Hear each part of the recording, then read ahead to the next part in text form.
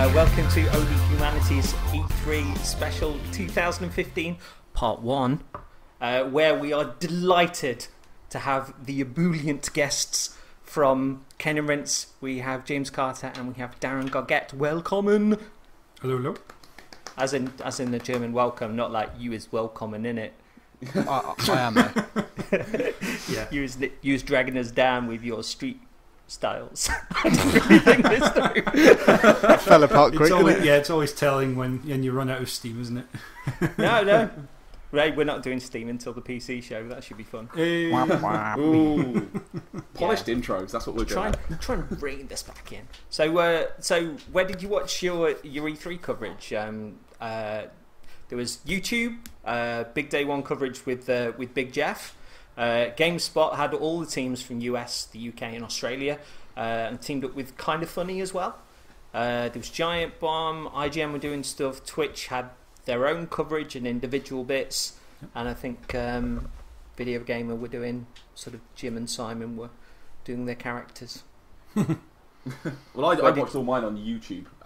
The Jeff Keighley stuff was actually really good in between. I was really enjoying having the different developers in and sort of cutting around a lot of different games. I pretty much got home from work, popped it on the YouTube chat, and then sat there and didn't move till 5 a.m. What about you guys? Me, I invited an old friend. Well, he's not an old friend, but he's a friend that I've known for a long time. Used to do a podcast with him. Mr. James Perkins, aka Midgemeister. He comes down for the last few years. Actually, he's come down and we just stay up all night like kids, just eating sweets and drinking Pepsi all night and just watching games. It's ridiculous. Sounds really cool. It's ridiculous, really, as a 32-year-old man to do stupid stuff like that. But I'm never going to change. So why go for a false pretense of not doing it? Yeah. Yeah. It's And like, then do you wake up with that fuzzy feeling in your teeth? Oh god, and everything else. It's ridiculous. I just feel like I'm like one of those fuzzies from Super Mario World that spin around in circles. Like my head's spinning. I don't know why am I sleeping during the day, and yeah, my teeth are like sort of on fire, but like a soft fire, if you know what I mean. It's ridiculous. Soft fire sounds like an 80s soft drink, doesn't it? Like, Sound like an 80s band. Yeah, I was going to say 80s band. so what about yourself, James? Myself, I tend to make sure I know where a couple of different streams are so I can hop about between them. I had the very glamorous location of my kitchen because it's the one place in the house that I can make sure two doors are shut between myself and my good partner, who is quite rightly asleep at the ridiculous hours in the morning that I stay up to. So, past few years I've kind of just, because I'm stupid, got an hour and a half's sleep after Sony conference and then just gone to work the next day and survived somehow. But this year, as it happened, I had an extra couple of days annual leave, so I thought I'd take Monday and Tuesday off, which kind of saved me, but still woke up with a sore throat on both Monday and Tuesday morning because doing that sort of stuff and downing cans of Relentless like it's nobody's business just is not good for you, apparently. Breaks you, doesn't it? I like the thought of, I mean, it's a very I don't know, even though there's the wide sort of reach of the people that we know on Twitter and over the internets and stuff, I like the thought of sitting there like a giggling schoolchild and sort of watching it with someone else and, you know, packed with sweets and all that kind of gubbins. It sounds cool. Because I remember trying to tell people at work, and we're like, yeah, I'm taking the week off for E3, or what's that? Video games are announced, and I watched them on my telly. How far into that sentence do you get before the sort of shameful glow wells up inside you? No, people are pretty good there. They know that I'm into it, but it just seems strange when you break it down to a pitch. And that video games are going to be released announced for the next number of days, and I'm not going to move from my living room as I watch them as I watch them be announced and get told about them and get very excited and talk to people, many of which I've never even met. Even someone myself, I work in the games industry for a publisher called Sold Out, and I mentioned I'm having a week off next week. They're like, okay, what for? I was like, are you free? They're like, what, you going? I was like, well, no, not unless you're paying. What are you doing then? It's like, well, I'm just going to be sitting behind a computer and Chromecasting it to the big TV. And they're like, is that it? So even with people in the industry, you know, they kind of respect the fact that I'm doing it, but at the same time they were like, you dickhead. Do you know what I mean? Like, they were just like, what are you doing? Like, obviously they're all, they're there they've been in the industry for many years, so E3 to them is just a thing that gets in the way, I guess, for the usual day to day. But I think out of the 7 of us in the office, I was the only one who was like, "Yep, I'm staying up all night every day, week off for E3," and they're like, "That's kind of the reason why we employed you, but at the same time, weirdo." At the same time, get a hold of yourself, please.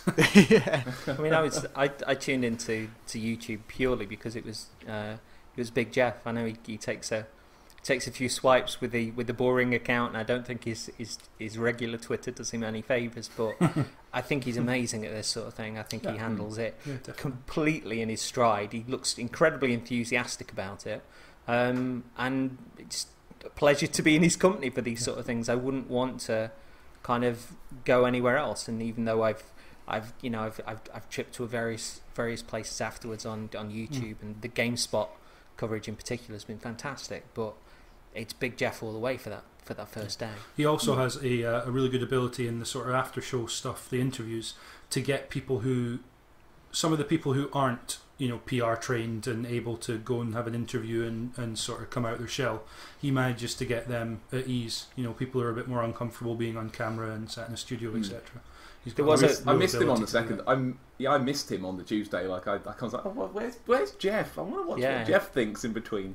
There was a great moment on Monday. I don't know if you saw it, where I think it's Alison Rapp from Nintendo came onto the show, and she was being sort of quite lively around him, and he was blushing like a loon. It was really funny, and she was clearly sort of having a bit of a laugh with that, but he clearly really liked her, and was sort of like hey, what you brought? And like there was just like this really kind of charming, childish sort of back and forth between them. It was lovely. Nice. And so did you? One special shout out. I had a couple of streams that I knew about to be able to switch between, because occasionally one of them will die rather spectacularly because the internet. But Tamur Hussain popped up on a couple of the GameSpot shows, and that was just a lovely thing to see a guy who's got himself a job at GameSpot and been taken straight out to E3 to do some excellent coverage. So yeah, really he was fantastic as well. I was catching up again on the Microsoft conference tonight, and it was the GameSpot one that I put on, and they got beforehand. There was a little bit with Tamor. There was Rob Crossley, who I really respect. I think he's really cool. They got Kevin Van Orde, who was one of the people that got me into Demon Souls.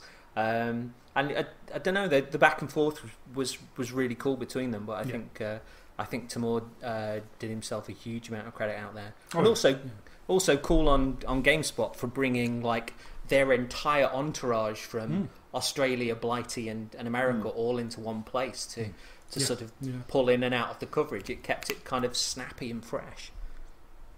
Indeed. Right, so the first conference was it early on Sunday morning or early on Monday morning?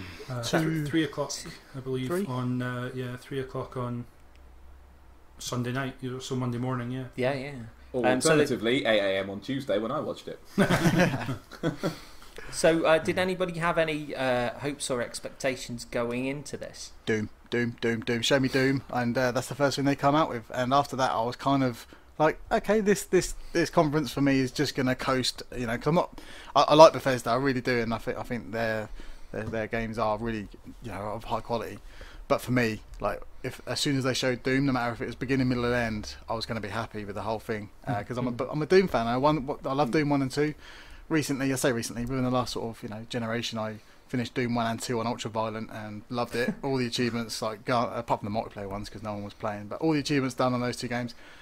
Played Doom 3 on the BFG edition as well as the original back in 2004, and it's just like, I just want more Doom. So then they come out with the reboot, I guess. It's kind of like it's weird when you're talking about games like Doom having a story and rebooting it. You kind of just think, well, what's the point? But yeah, it kind of seems like they are going back to basics, and but also introducing modern mechanics like double jumping and mantling and snapping legs backwards into their faces, which is lovely.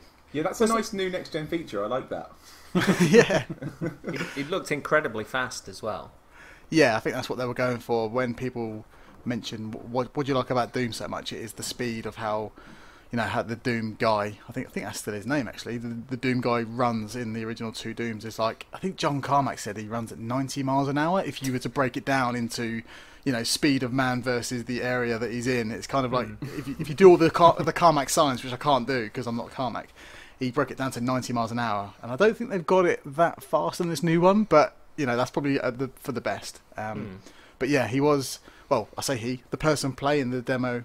It kind of looked like they were doing the traditional E3 camera, where instead of like playing it like a normal person, they kind of do like sweeping camera movements across the vistas and stuff. Smoothed it out quite a bit. Whereas if that was me, I'd be like I play Perfect Dark, I'd be like looking at the floor, kind of circle strafing around all the corners, like not playing it like a human really. I'd just be like trying to eke out every corner as fast as I could, rocket jump in and all that crazy stuff that you do in a Doom or a Quake game. So the player also missed a few of the power-ups on the floor, and that was driving me a little bit insane.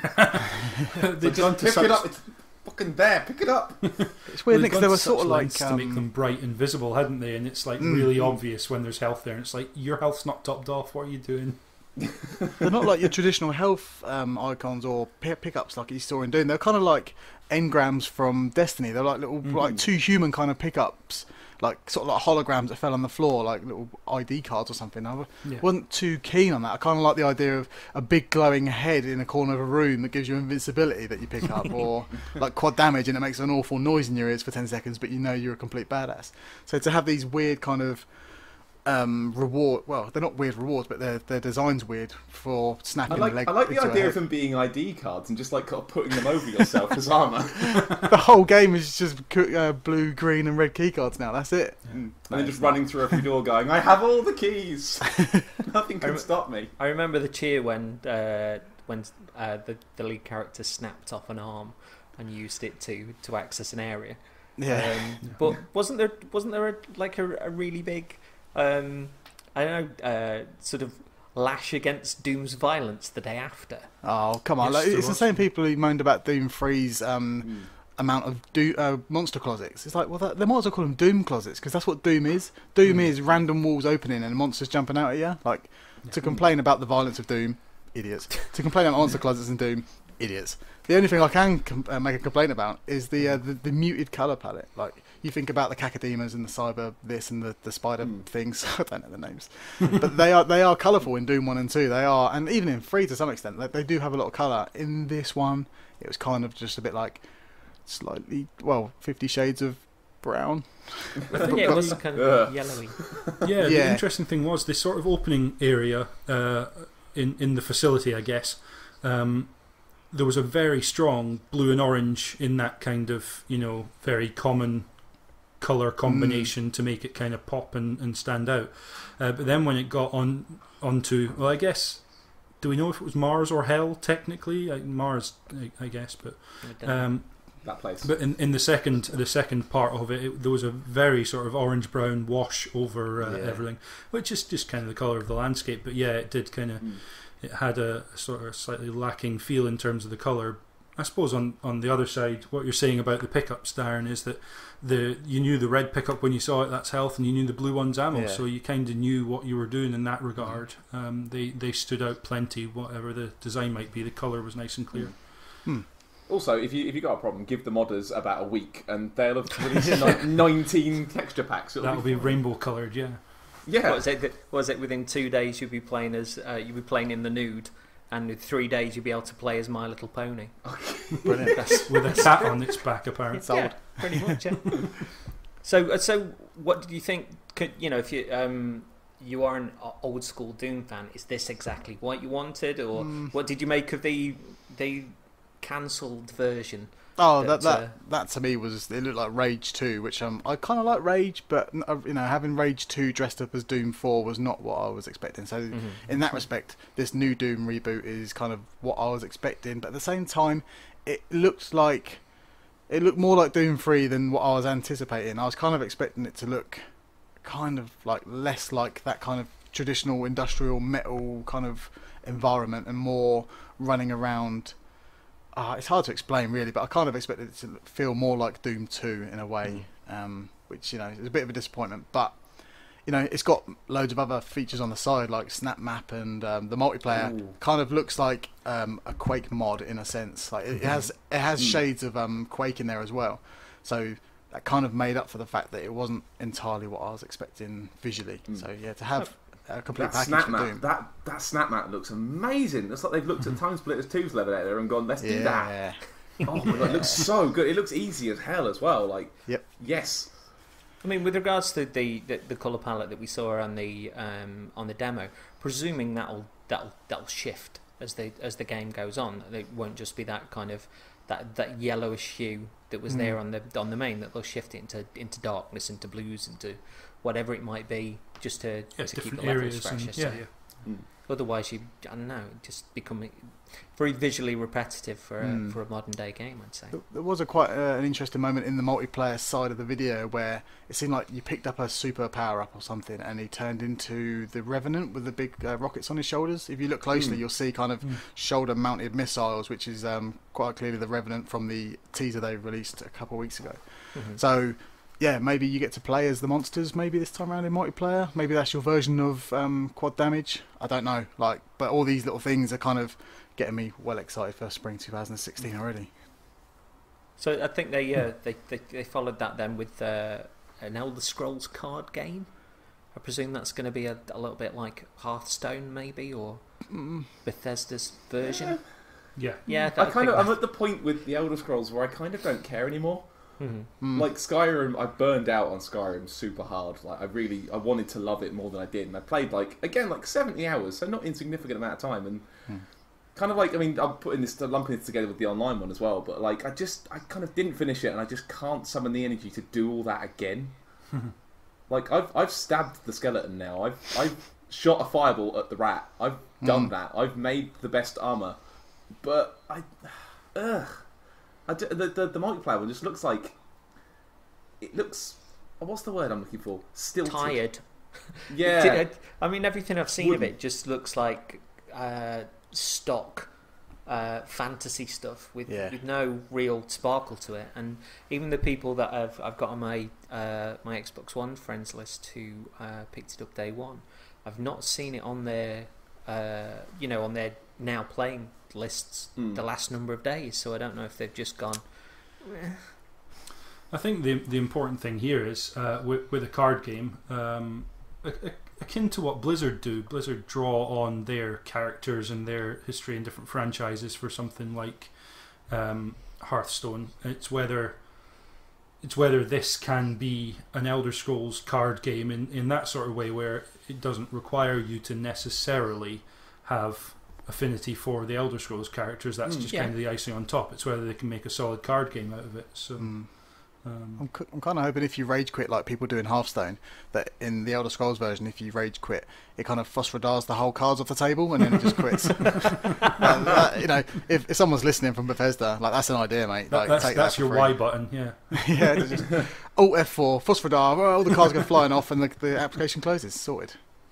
So it's much rumoured before the show anyway, but the Dishonored remaster was announced and given a release date late August, I think.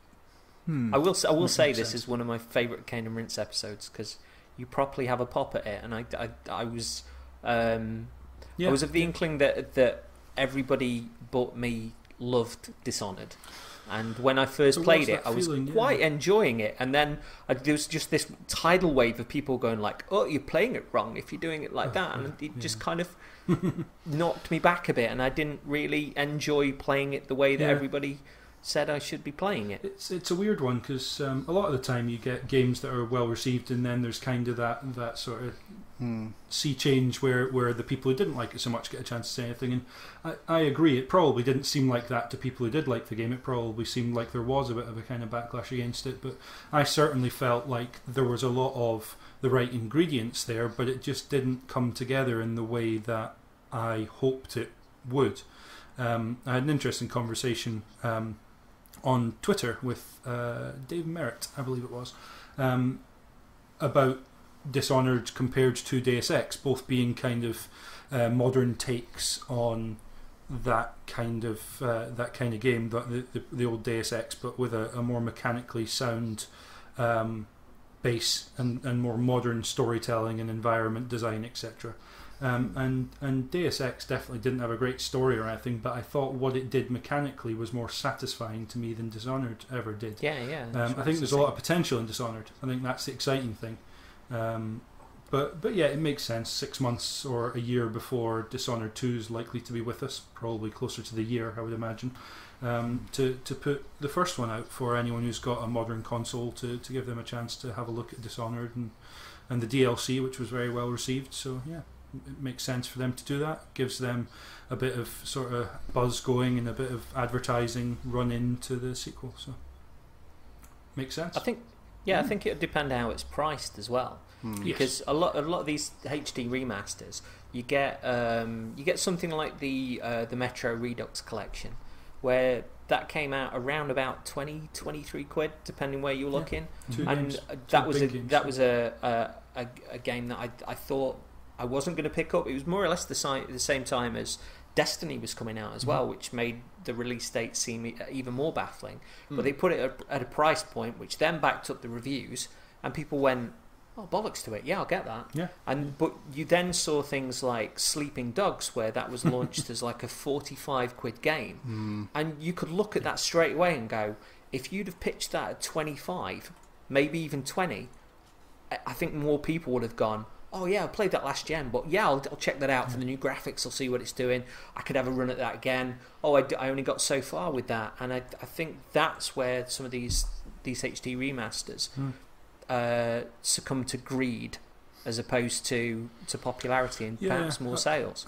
I'm not sure it's necessarily who can say what the motive behind it is, but I think the other thing is that there does seem to be a case where some publishers and maybe developers as well feel that there is an inherent value that needs to be placed upon their games in order to make them seem like they are, significant and worth paying the money. There's a fear of pricing something lower and that it may devalue the game, and there's also again,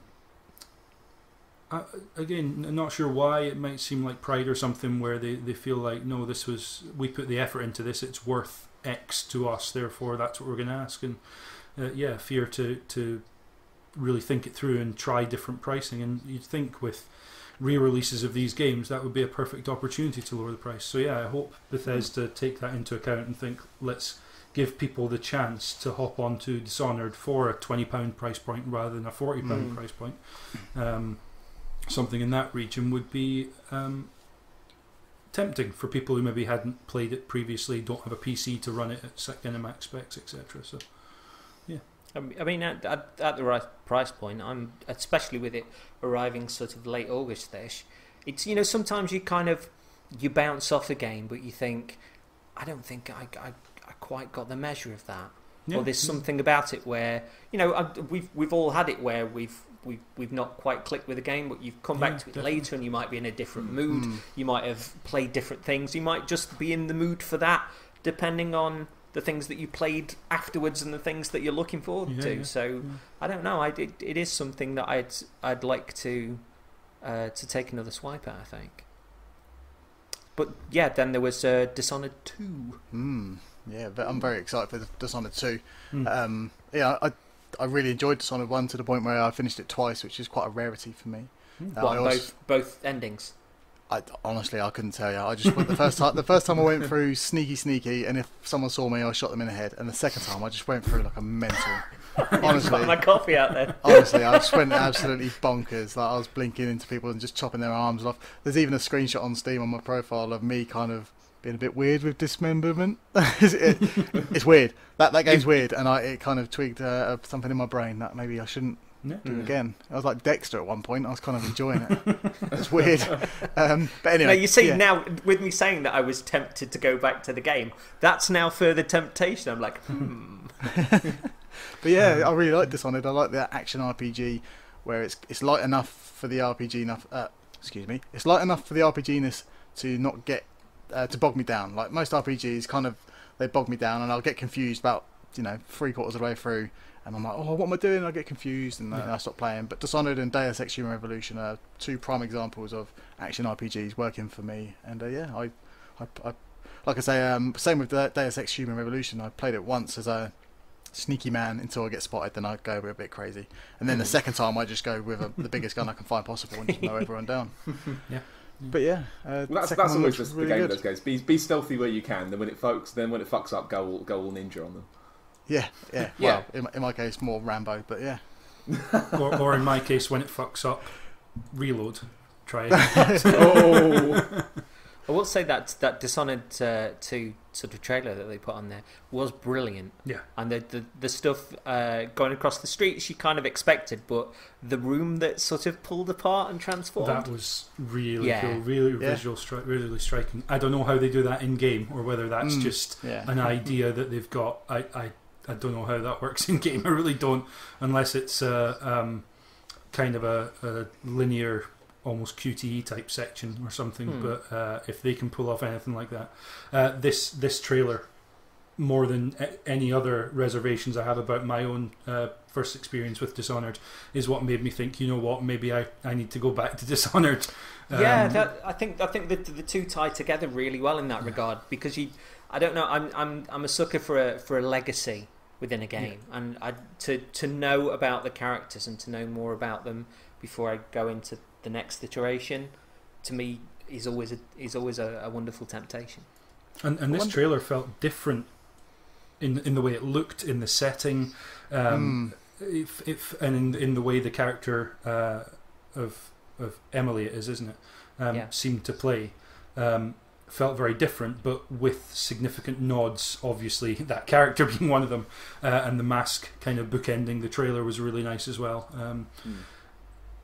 Yeah, I was just going to ask about the setting, actually. Do you reckon they're going to go for... Because Dishonored 1 actually feels a lot like City 17, with the metal walls, the big sort of they were kind of quarantine areas. With the tripod surveillance units as well, Yeah, and it was revealed like later on when the game was released that actually one of the guys who does the main art for Dishonored worked on City 17 and Half-Life 2. So I'm kind of hoping in a weird way they sort of pull from Half-Life 2 but give it its own unique spin, because Half-Life 2 is a beloved game by many, including myself. So hopefully they can sort of make Dunwall, or whatever the next Dunwall is, its own thing, but also remind me of games that I liked before.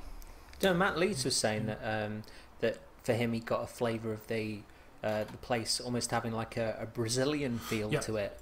With the guys, sort of the police walking around in sort of the short sleeved white shirts, I know, Darren, that you in fact, I think you're both really big fans of Max Payne 3, aren't you? Yes. Oh, yes. Having listened to that podcast. but yeah, that sort of setting for what could be quite a dark game. I like the contrast of the things that are going on in the shadows, despite the the splendour of the sunshine and stuff. That's one of the things that with Dishonored kind of felt a little iffy, was that it never seemed like there were areas of Dunwall that were bright or in any way sort of colourful or hopeful, really. I mean, there were the odd bit where you kind of stepped away from the kind of dank, dreary streets, but this had a feeling of the ornate, a feeling of the colourful, and just it felt like in some ways a brighter place, but then with almost more overt oppression and mistreatment and danger there as well. And I think the contrast worked for me, I've got to say. And with regards to the art style as well, there was another multiplayer game that I didn't get the name of that was shown off at the same time. Battlecry. Battlecry. Yeah.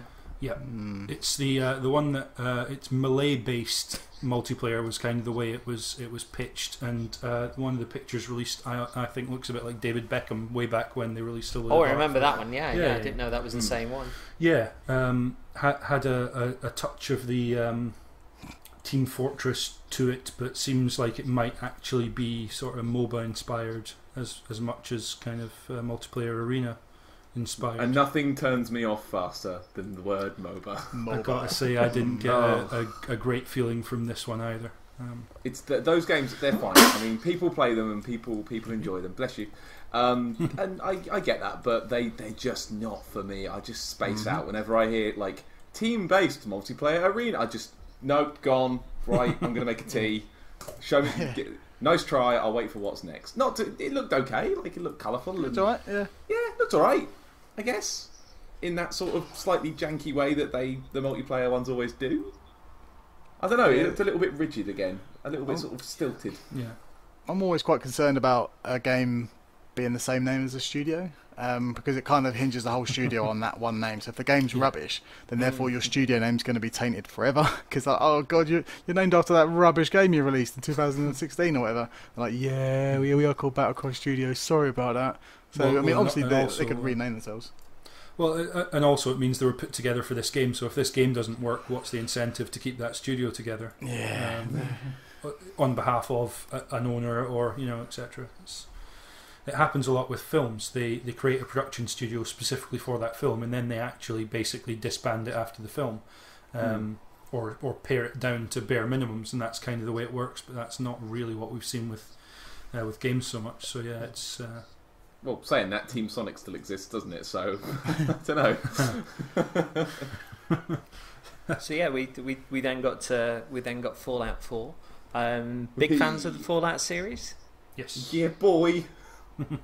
From which game? You jump on with 3, or you there from the first? Well, I jumped on at 3. I always wanted to play 1 and 2, but I never had the PC capable of them, which sounds stupid because they're not very taxing. But I never had a very good PC, and I wasn't really a PC gamer, so I jumped on with 3. I remember getting all the excitement, seeing it come out, and this looks kind of cool, and and coming off the buzz of Oblivion as well. I was like, oh, okay, this is by those guys. I get it. Okay. I just remember losing myself with that game. I think I played Fallout 3 something like 4 times over. Bloody hell. Once as a good guy, once as a neutral guy, and twice as an evil fuck wizard. Just evil, evil man. Was that just the base game, or did you pick up the expansions? DLCs as well? Yeah, all 4 of them. Managed to pick all 4 of those up as well. I think I traded my copy in for the Game of the Year one because I got the PS3 version, which the Bethesda PS3 games are always a little bit jankier, but that's what I have, so deal with it. And I think I traded my copy of the original in for the Game of the Year one and got it all in one big pack together, and just being flooded by all these radio signals that had just showed up. Like, which one do I do first? I don't know. The joy of Love Film back then on 360 was that you could rent the Game of the Year edition and just stick it into your machine, and it would take the second disc and just hold it on the hard drive. And then they also released the DLCs in pairs on disc as well for that game as expansion discs. Weird. We were kind of in that point where you couldn't necessarily download all of those on some of your connections. So yeah. Yeah, and then one of the first kind of big PlayStation Plus extras was they released all of them for just free for the Plus users, which was kind of cool. Just 1 month, they were like, by the way, here's all the Fallout DLC. You're like, oh, okay, thanks, cheers, I guess, wicked. But yeah, no, I never really got on with New Vegas though. Like I kind of bounced off it. I kind of played no more than an hour of it, and I couldn't get into it. But Fallout 4 looks like it's doing something a bit different with it. Like, and I know New Vegas did as well, but it looks like starting with the happy, smiley 1960s world, and kind of moving on from there. Like, one of the things I liked about Last of Us was you got to see things going to shit at the start. I want to see this place go to shit. I want to see it all fall apart. Yeah. Like, I dig that. You never see that. You see it after it. You think, it's always post-apocalyptic. Fine, I get that. Show me the apocalypse first. Give me something to ground it. But yeah, no, I'm really excited for it. And I think it was half an hour there on stage for all of it, and it flew by. I was entranced by the whole thing. What did you guys think? I just can't believe they've put some sort of weird, not weird, but weird for that game, because the Gamebryo engine for the Fallout 3 and New Vegas, they were never the most sturdy of engines, and you kind of accepted it because the world's massive and you can do a million things. So when they start adding like Rust style build your own house in this engine kind of thing, I'm like, oh no, it's going to be really janky. Hopefully this engine's better than Gamebryo in last generation.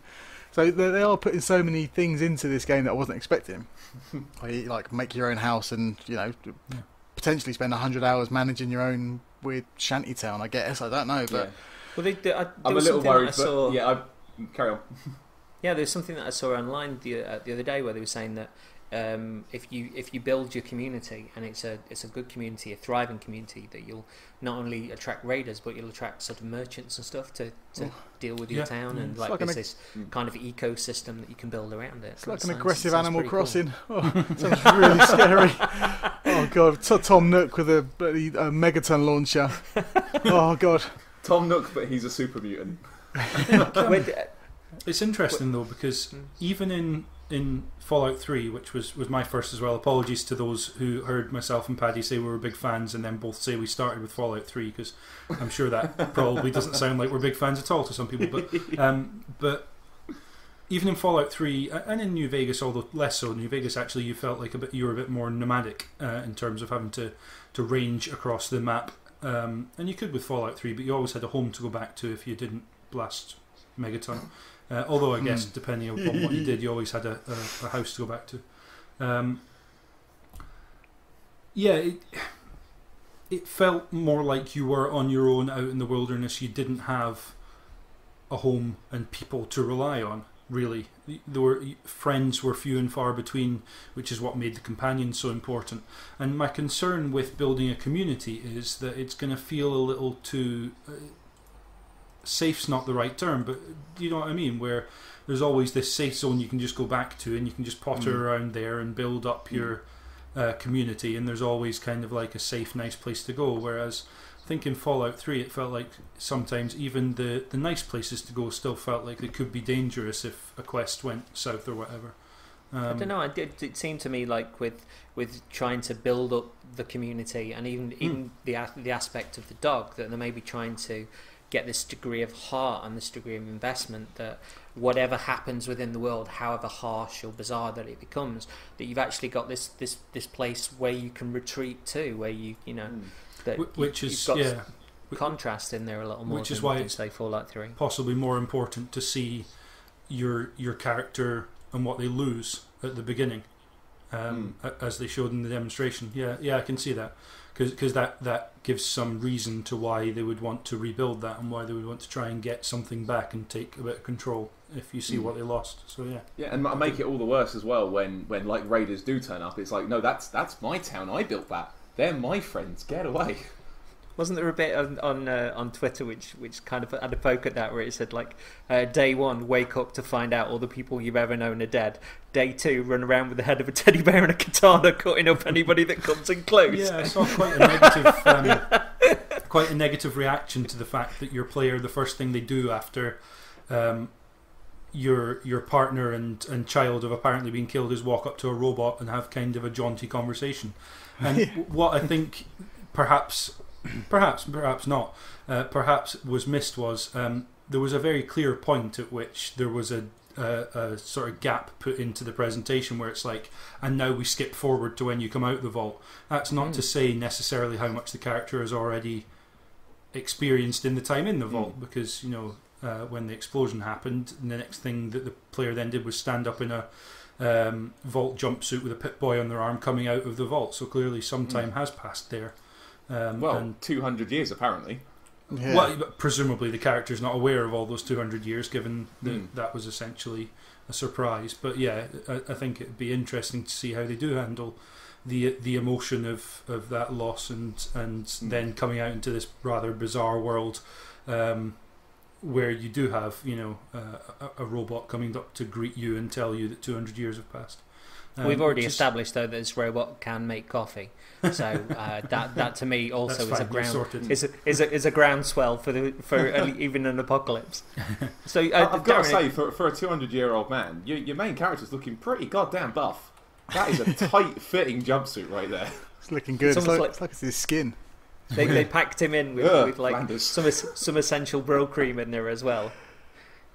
Maybe he was bathing in coffee for 200 years. That's why he looks wicked. After the point in the mirror where you sort of sculpt the face, and your partner remarks on which nose suits you best, which is weird, but nonetheless, maybe you then turn around and stand up in a chair and you sculpt the bum as well, because it seemed like that had got a bit of hands-on sculpting done to it. So that was nice.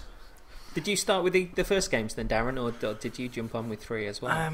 So I was kind of a part-time Fallout observer, I guess. I used to hang around with a guy. He now lives in Sweden, called Will, also known as Kip. He's been my gaming buddy for 20 years, and he was a big fan of Fallout 1 and 2. And I used to watch him play those games because they were always a bit out of my brain capacity, I guess. Like it was like the clever man's game, you know. Like he played that game and I played Diddy Kong Racing. Like that's kind of how it went.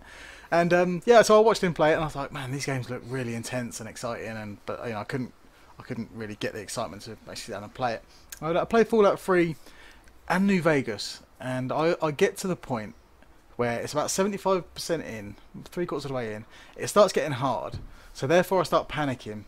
And I end up with some sort of like Benny Hill kind of moment where there's like 20 guys chasing me, and I'm constantly flicking between loading screens and doors and loading screen and doors, and these guys are following me through the door. So I go back through the door that I've just come through, and they're constantly loading in and out of these environments, and I'm just like, I can't do this. And now I go into VATS and I try and get rid of all of them in VATS, and it's like, this isn't working. And then I look at my gear and I'm like, I've got too much gear, and I just get overwhelmed with it all, and I just turn it off. Which I kind of hope that this second screen Pip-Boy, but I'm not going to buy that horrible plastic thing to put on my wrist. Hopefully this second screen experience can help me manage the infantry better. I always feel like the Oblivion had a weird menu as well, but I kind of got on with it better. But the Skyrim menu was so clean and efficient that I was able to manage myself better, and therefore I completed Skyrim. I did complete Oblivion as well, but I think I was just through brute forcing my way through the early launch window game, I guess. It was just like, that's a new game, let's put 100 hours into it, done. But with New Vegas, again, I got to some raider camp, and there was like literally like 20 guys and girls chasing me with horrible weapons, and it was like a Benny Hill, and I was like, oh man, it's happened again. I can't believe it's happened again. Like, it's the reason why I stopped playing free. It's the reason why I stopped playing New Vegas. So I'm hoping hopefully my brain can handle it better, but yeah, it's a weird one. I think I'm the only guy who thinks it as well. Like, I think I'm the only person in the world who gets really overwhelmed with Fallout's end game. It's intense. I initially bounced off it when it first came out. I bought it sort of pretty early on, Fallout 3 that is, and just again I got a little overwhelmed with it, didn't quite click with it, and put it away, and then got sort of wrapped up with the hype for Skyrim before it came out, and just thought, well, I'll stick Fallout 3 in again.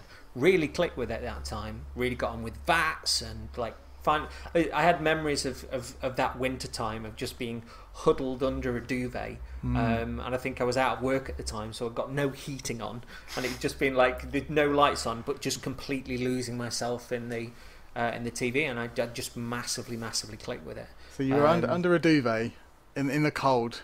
It's kind of like you were like role playing, I guess. I think sometimes you get that level of circumstance where kind of one plugs into the other, and each becomes kind of a more applicable experience, I guess. But when Skyrim then came out, I think I rented it from Love Film and didn't get on with it because it wasn't Fallout 3, and that I'd really enjoyed VATS. Thought it was an amazing system, and Skyrim's combat felt a wee bit floaty, and I kind of would have quite liked VATS in Skyrim at that point, of being able to kind of throw an axe at somebody's head and pick the bit that I'm throwing it at. I still don't think I've ever successfully hit someone with a fireball in that game. So I don't know. I just don't know. Where's my sword? I can't do it. It seems like the regular combat in Fallout 4 it handles more like a traditional shooter, or that's the impression you were given during the trailer, because he was, there was crosshairs, there was damage indicators when you were hitting the people, and it seems like it was a more robust shooter, and a third-person camera, a third-person shooter as well. So kind of the things that held those games back before, they seem like they're putting them in and doing them properly now. So hopefully I can third-person shoot my way around as well as VATS, because like. I'm still putting every freaking point into that, because that is the best. Well, they got the stuff with the handgun where they were showing it off, kind of being like, yeah. And then later on, I think it might have even been on the Microsoft conference, they showed kind of almost like a variation of a sniper rifle, and he kind of cracked in with a few shots, sort of. You crank the handle round, and he cracked in with a few shots regularly. The guy started moving, and then he clicked into VATS to get the accuracy. Yeah, and if they've got that kind of dichotomy between the two, that sounds like you can do your first person shooter type stuff, or then break it down for the strategic whenever the need applies, I guess, which is kind of cool. Yeah. And you've got a dog backing you up as well. Yay. Yeah, I like the dog. The dog stuff looks really easy as well. Like, just go there, get that, and it just does it. Like, go on, good boy. So yeah, the presentation was presented by, was it Todd Howard? Todd Howard, yeah. What an amazing host. The guy seemed genuinely excited to be talking to you. Yeah. He was a little bit cheeky, especially when he was talking about the special edition, and pretty much referred to it as tap, but it's you might enjoyed it. enjoy it. He was just really engaging, and he's probably the best presenter I've ever seen of one of these shows. He just seems so natural, and yet he wasn't a marketing guy. He was the guy behind the game. The whole Bethesda presentation, I thought there was nothing over the top about it. It was in some ways very simple and straightforward in terms of the presentation style, how they put it together. It was just really solidly done. They knew they were there. They were to talk about games. They were confident about the games they were talking about, as they should be, because that's why they've got a presentation this year where they wouldn't have had before. And yeah, they just knew how to cater to the audience. Open with Doom, close with Fallout 4. Couple of games in between for the people who particularly want those, and and they really went really deep on the ones that they did show, like Doom and Fallout. They went deep, like Fallout 4. I think it was 34 minutes of Fallout 4. And it didn't feel like it. Unlike another show we could talk about later. Well, they flew past. Absolutely flew past. They also did the thing whereby I normally get nervous when any developer starts talking about mobile phones. But Fallout Shelter looked genuinely cool, and the stuff that I've seen on Twitter afterwards, people are really enjoying it, and they seem to develop it for themselves more than anything. They've given it out free, but apparently the amount of money that's made in very optional microtransactions has made them a lot of money. Yeah, I checked out Shelter, and it is like a tiny tower type thing where you send guys out, you get loot, and then that loot feedbacks into your vault. Yeah, it's very, very addictive, and I for a day, honestly, I couldn't stop picking up the phone. Like it pings notifications like, oh, your water thing has now got enough water where you can use the water for water type stuff, and I was like, wicked water, I love water, yeah, before that's wicked. And then it was like everything was like that. It's like, oh, your food room's now got food for food types. You're like, yeah, I love food. Oh, this game's amazing. And then one of my dwellers died, and I was like, I hate this game. I got raided, and one of the lady scientists who was really good at her job died, and I was like, I should have. Oh God, yeah, I can't. So it's either I start again or stop playing it, and I was like, I'm going to stop playing it. I'm sure I saw somebody on Twitter that was saying that one couple where the wife got pregnant, she couldn't then move them out of the dwelling because she was pregnant. And she was like, what's going on? All of a sudden there was this kind of random factor that was out of her control, and it kind of really threw her into an extra nervousness, and she was managing the situation sort of quite well until then. But it looks really cool. I think if it does come to Android, I'll definitely have a monkey. Yeah, you should check it out. And it seems like you can rename your guys, because I saw someone on Twitter has made the Gary Vault. Every single character is called Gary. It's becoming quite hard to manage.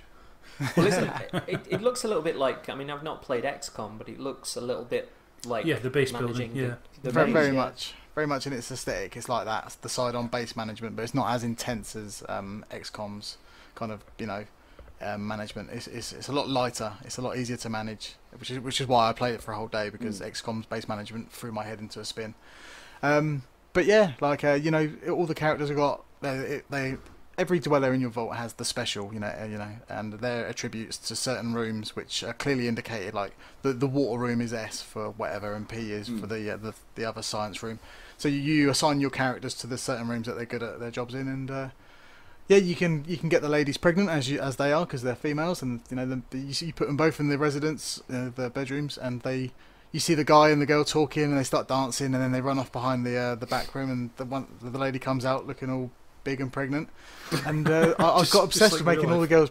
I got obsessed with making them all pregnant. It's like, well, if they're all pregnant, they're all going to make babies, and therefore, if I get all the clever guys, Sims like it is, very much so. I thought, if I get breeding farm. This is what it turned into. If I get all the clever people making babies, they'll make clever babies. But what happened was there was no one doing the job, so I ended up running out of food and water, and it was just a bunch of idiots trying to get water. I was like, no, I've mismanaged this completely. One baby at a time. I love the stuff they showed on the video of that, where they got the people kind of romancing, and then they ran into the bedroom. You just saw like the circles with the smiles in them, start like popping up. It's like, that's really cool. And the optional in-app purchases are entirely optional. you can send your guy out and or girl out to get some loot, and they might bring back one of those lunchboxes, the Fallout lunchboxes. But you can pay like 69p for one, and inside there it's kind of like cards where it's like, oh, loot cards, you get a really good scientist lady, you get a really good gun or a rocket launcher, and but it doesn't put that in front of you at all. It's all like you have to search for that option to buy it. It's never gonna push it in your face, which is which is probably why it's made as much money as it has, because it is giving people the choice of doing it rather than shoving it down their throats. And that feeds back into Todd Howard's sort of transparency about in-app purchases are crap, and he doesn't like them, but this game does have them, but not in the way that normal free-to-play games handle them. He was like, yeah, I don't like free-to-play games, but this is one of them, I admit, but we're doing it the right way. And that kind of honesty, transparency and self-awareness leads to trust from the gamer, and therefore you want to buy it because you trust Todd Howard. Yeah. So after that we got the Microsoft conference, which started with an amazing piece of footage where it was going from sort of Master Chief to one of the characters from Fable Legends to Gears of War to Lara Croft, and it built up with that to an incredible piece of music, which I presume is from the new Halo game. But it then had that Master Chief like, "Will you walk or will you leap?" And I was like, yeah. I was so like in the moment at that point. It really kind of riled me up for the start of the presentation. But any expectations or anticipation going into this conference for you? Yeah, so I did a podcast with James Midgemaster Perkins, and we made one prediction each. And honestly, you can listen to the IDKF podcast that I put out on my SoundCloud page. I predicted the rare thing that happened later on in the presentation. I was like, I'm going to predict that they're going to go with Blastcore HD. No, actually, I'm going to predict they're going to put all the games in one disc and put it out. And I was like, oh wow, that's a dream/prediction. You can hear it in the podcast that I put out. And when they started putting the flags down, which we'll get to, I was like, this is it. Yeah. So that was my dream game that I wanted, and it happened. It was unbelievable. It seems like this is the E3 when everyone's dreams have come true, isn't it? Really. It is, yeah, it's been a belter on that. But what about yourself, James? I don't know what my hopes were for Microsoft, to be honest. I mean, I have the same problem. I don't really know what to expect, because I'm not really an Xbox guy, so I don't really know what to expect from them. I know I'm going to see Halo and stuff, but like, I was like, okay, I'd show me some cool IP with colours. That's why I like to see colours. Show me some colours. Well, I think the thing is nowadays we've actually got a proper console war, and it's based on creativity and people that are sort of making great games. And even though Sony have run away with the sales, Microsoft seemed to be really listening and really making a fist of it. And this time last year, I had no expectations of Microsoft. I knew that they fucked up massively in the previous years, but they put the games guy in charge, and last year's was a great presentation. It was just games. And I was really curious to see how they'd run with this conference, and they did it again, didn't they? I thought they ballparked it. Yeah. I mean, So I what think was that's the first game? We all surely expected to see Halo 5, something from Gears, Forza. We were due another one of those. And we knew something from Rare was coming. That had already been said, and I suppose you would have expected something from Lionhead as well, given that we know Fable Legends was on its way. But yeah, in terms of hopes, I didn't really have any great hopes, and I think that's the thing that surprised me, is that Microsoft surprised me. I didn't go in with any particular hopes for what they might show. I went in with a couple of things I expected to see, and they surprised me with stuff that I didn't know I wanted until they said it, or showed it rather, and came away with a lot of positivity towards what Microsoft showed. I think it was interesting that Phil Spencer had said that the show is going to be about a lot of new IPs, and then just before the show, when they basically said Scalebound won't be there, Quantum Break won't be there, Crackdown won't be there, you'll be seeing them at Gamescom. A lot of people were kind of beforehand, were looking forward to seeing those games. It's well, if they've positioned those 2016 games to be revealed a little bit later on, how are they filling the show? That's really exciting. So. Yeah. I mean, they started, predictably with Halo 5. I had the kind of the tickle that before, my Dark Souls nerdery kicked in. I was a really big Halo nerd, and I read a lot of the novels. In particular, the Eric Nyland novels are fantastic. The opening novels of those had other Spartans that were raised around the Master Chief, and finding out that Linda, Fred, and Kelly were in it was a big deal for me beforehand. That was one of those where it wasn't... Halo 5, as a Halo fan, I was looking forward to it. It was in the distance, but I wouldn't have said I had kind of knots in my stomach or like butterflies around it. But when they announced Linda, Fred, and Kelly would be in it, I'd be like, no. And then they announced that Edward Buck from ODST would be in it, and I was like, oh my god, this is really cool. So I was really looking forward to it at that point. And I thought the footage they showed was fantastic. Yeah, it does look nice. Yeah. Voice and face of Nathan Fillion this time around. Yeah. Well, I think with ODST, they said on one of the vidocs that it was one man that animated all of the cutscenes in ODST, which is incredible. Yeah. But I think the thing that I hadn't expected from Halo, and you guys might tell me I'm nuts, is particularly towards the end of the gameplay footage, the single player footage they were showing, how much it seemed like Destiny. Actually, it might not have been the single player, but the kind of last boss that pitched up and kind of got a close up of its face morphing, that seemed aesthetically quite like Destiny to me, more than I'd expected. I kind of saw what Bungie did with Destiny is in many ways distinct to what they've done with Halo. Halo had a very specific look to me, but and I know the look of Halo changed a bit with 4, with new enemies and new planet and that kind of thing. But yeah, I was surprised how much of a Destiny vibe I got from it. I mean, with regards to the look of the enemies, I think a lot of that changed when there were a lot of Metroid Prime staff that joined for Halo 4, and I think you got a certain look about the new enemies that joined in there, which seemed to tip the hat towards Metroid Prime. Definitely. But the stuff that I liked from the presentation here was, it seemed, I mean, you got your epic sci-fi scope, which you expect, but the surroundings looked like film sets.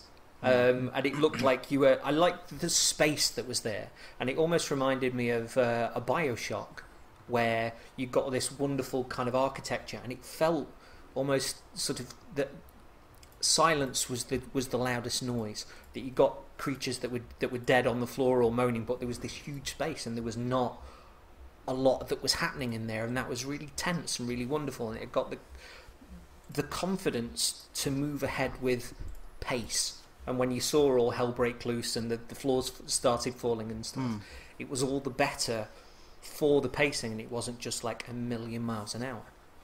I'm kind of hoping the next time they show Halo 5, they show more of they promised a lot of epic at the start. They're like, epic this and epic that and epic this, and I was like, okay, show me the grand scale that you're promising. And they showed a really nice presentation, but it was all kind of like in a building in a corridor. And I'm not saying you can't do epic in a building or a corridor, but I want the Halo where you see a Wraith spitting across a mile long battlefield, and you have to try and work your way over there, and during that mission to that Wraith, you're in a warthog dodging between 50 other Covenant or whatever the other guys are.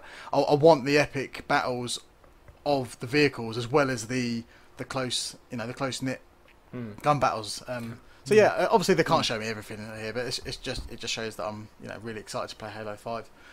Storytelling wise, I always liked the contrast of ODST, that you got the threat of a rainstorm and the storm-kissed streets, that you were an underpowered guy compared to like the Master Chief, and it was lonely, and you heard these creatures that were wandering through the night time, which were way more powerful than you, and then you got to one of the artifacts of your team, and all of a sudden it was daytime, bluster, a million things going at once. The music went from this wonderful noir to this widescreen epic, and then you get to the point where the character lost the item, and it would just break back down to a building burning in a sunset and just quiet, And I'm hoping it takes that kind of pace from something like ODST, and you've got those wonderful contrasts as it goes along. I'm a bit upset by the lack of split screen co-op because I've recently played all 5 games in MCC, and it's just like, oh no, there's no split screen co-op in 5. That's really going to hurt, because I love sitting down next to my brother with some beers and Halo on Legendary. Like, it's a bit of a ritual for us, and to see it not in there just for the sake of 60 frames, like, I'd rather they chop it in half for split screen and have it 30. You know what I mean? Like, it hurts, and I don't know how we're going to get around it. Other than if there was anything that came across from E3 as a whole, was that a lot of developers seem to be leaning back into couch co-op. So it seems strange for Halo 5 to then pull away from it. Yeah, every single Halo up till now has been split screen co-op if you want it, and now they're taking it away from me, and it's a bit like, no, bums. But yeah, I'm going to buy it anyway because it's Halo, and you can't quite replace the feeling of launching a plasma grenade, meters and meters and meters ahead of you, and watching it pop a grunt off the side of a cliff. It's just magic that you can't replicate.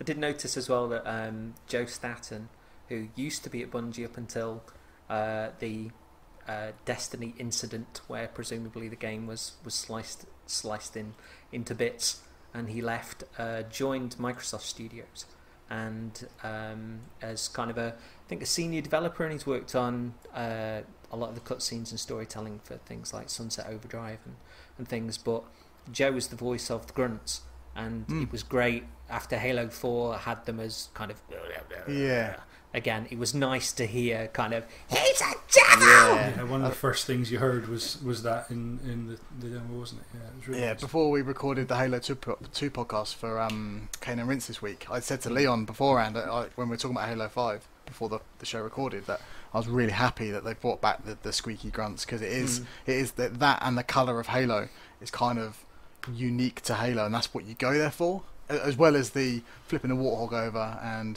doing other crazy stuff, you do go there for the character of the enemies and the world.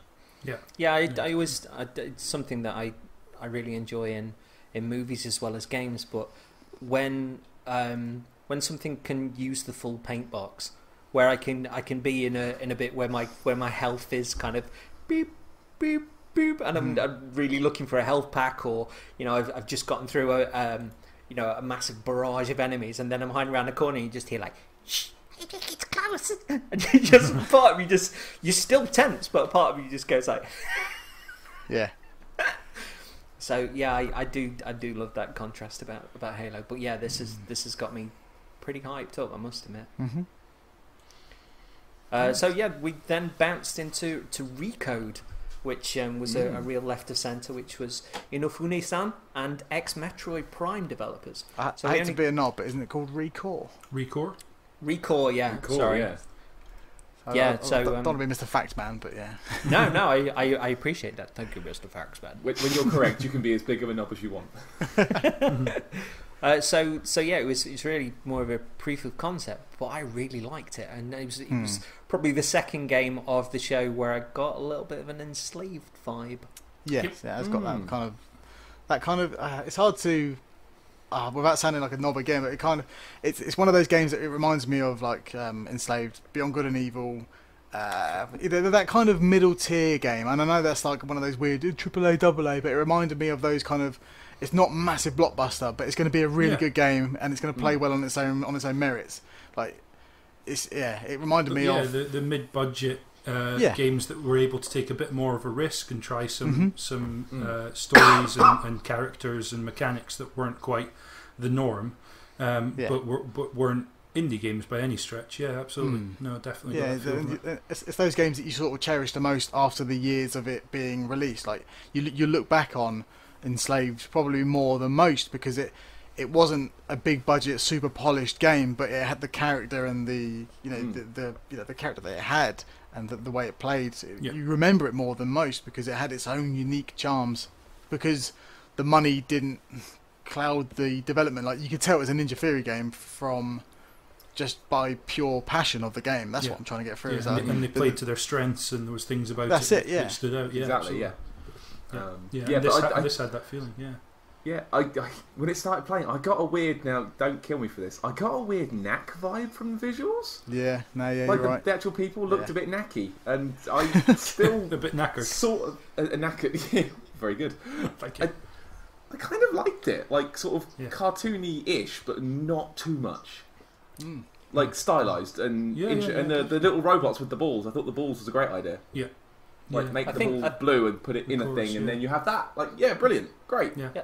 I think as a proof of concept, it showed a lot of heart, and there's some severe talent behind that. But again, if you can kind of swap the heart of the robot into like different creatures of different sizes, maybe like a Beyond the Good and Evil or a Tomb Raider, there will be puzzly bits and action bits and stuff. It implies it implies puzzles, but it also implies some kind of customizability in terms of the way you play, or that kind of thing in terms of what you have alongside you. Because obviously, if you've got a bigger, tougher robot, you can maybe take more of a ranged, slow approach. You don't have to be in there dealing damage, etc.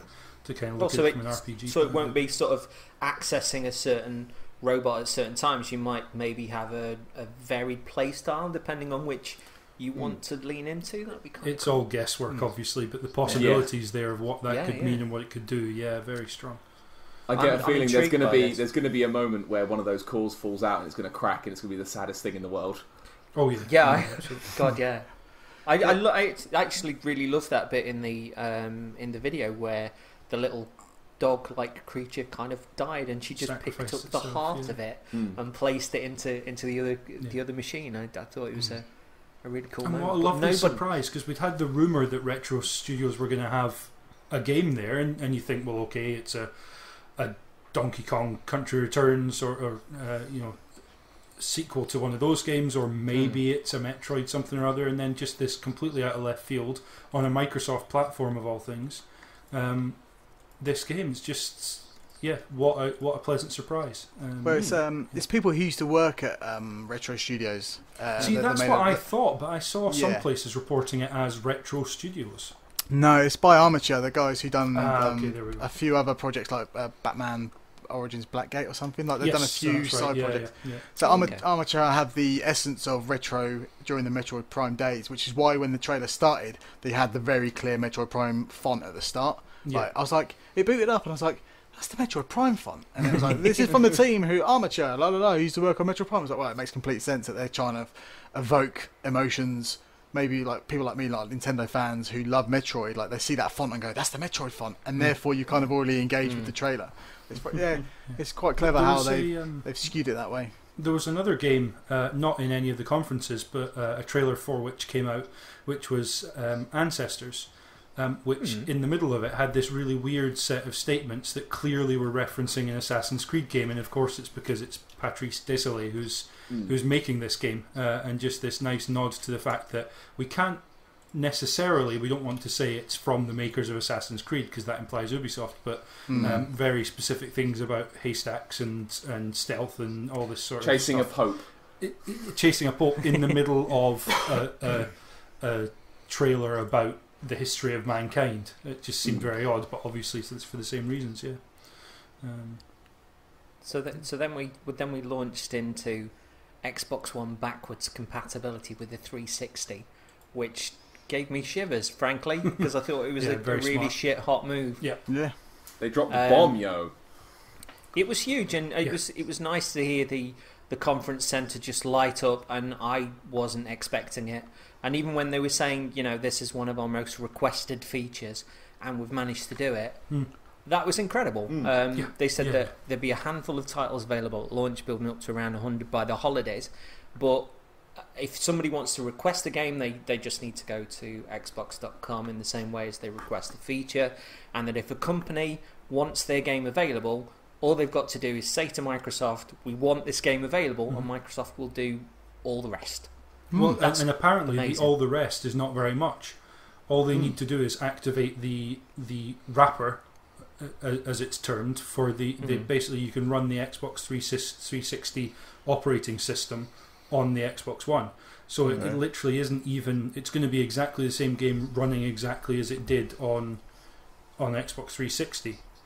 in theory. Now, obviously, with 360 backwards compatibility to Xbox, there were glitches and issues that presented itself because of the way that the emulation was running, but ultimately on this one it sounds like it's going to be very, very simple. I think Phil Spencer was saying on Giant Bomb that one of the issues will be multi-discs because it might not work exactly as it used to, so they've got that to kind of sort out. So a handful of games like Lost Odyssey is one that springs to mind that were multi-disc, might not be able to run straight away. That might need some more tinkering, but by the sounds of it, it literally is just Microsoft get the notification, they can just flag that game and it will then work.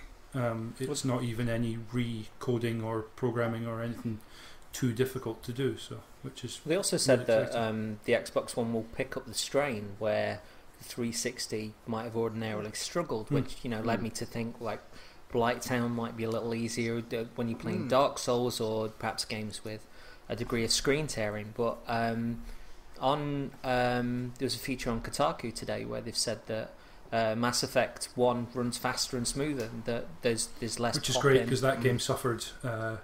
Sometimes you could see it really chugging on Xbox. But I think that's really intriguing to see, and I'll be interested to see how that plays out. So. I wonder what the elevators are like.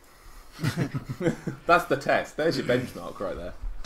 Well, it was fun to boot up the preview program and kind of explore further into it, and then in the corner it had just got Perfect Dark, and I was like, oh, I've forgotten I bought that.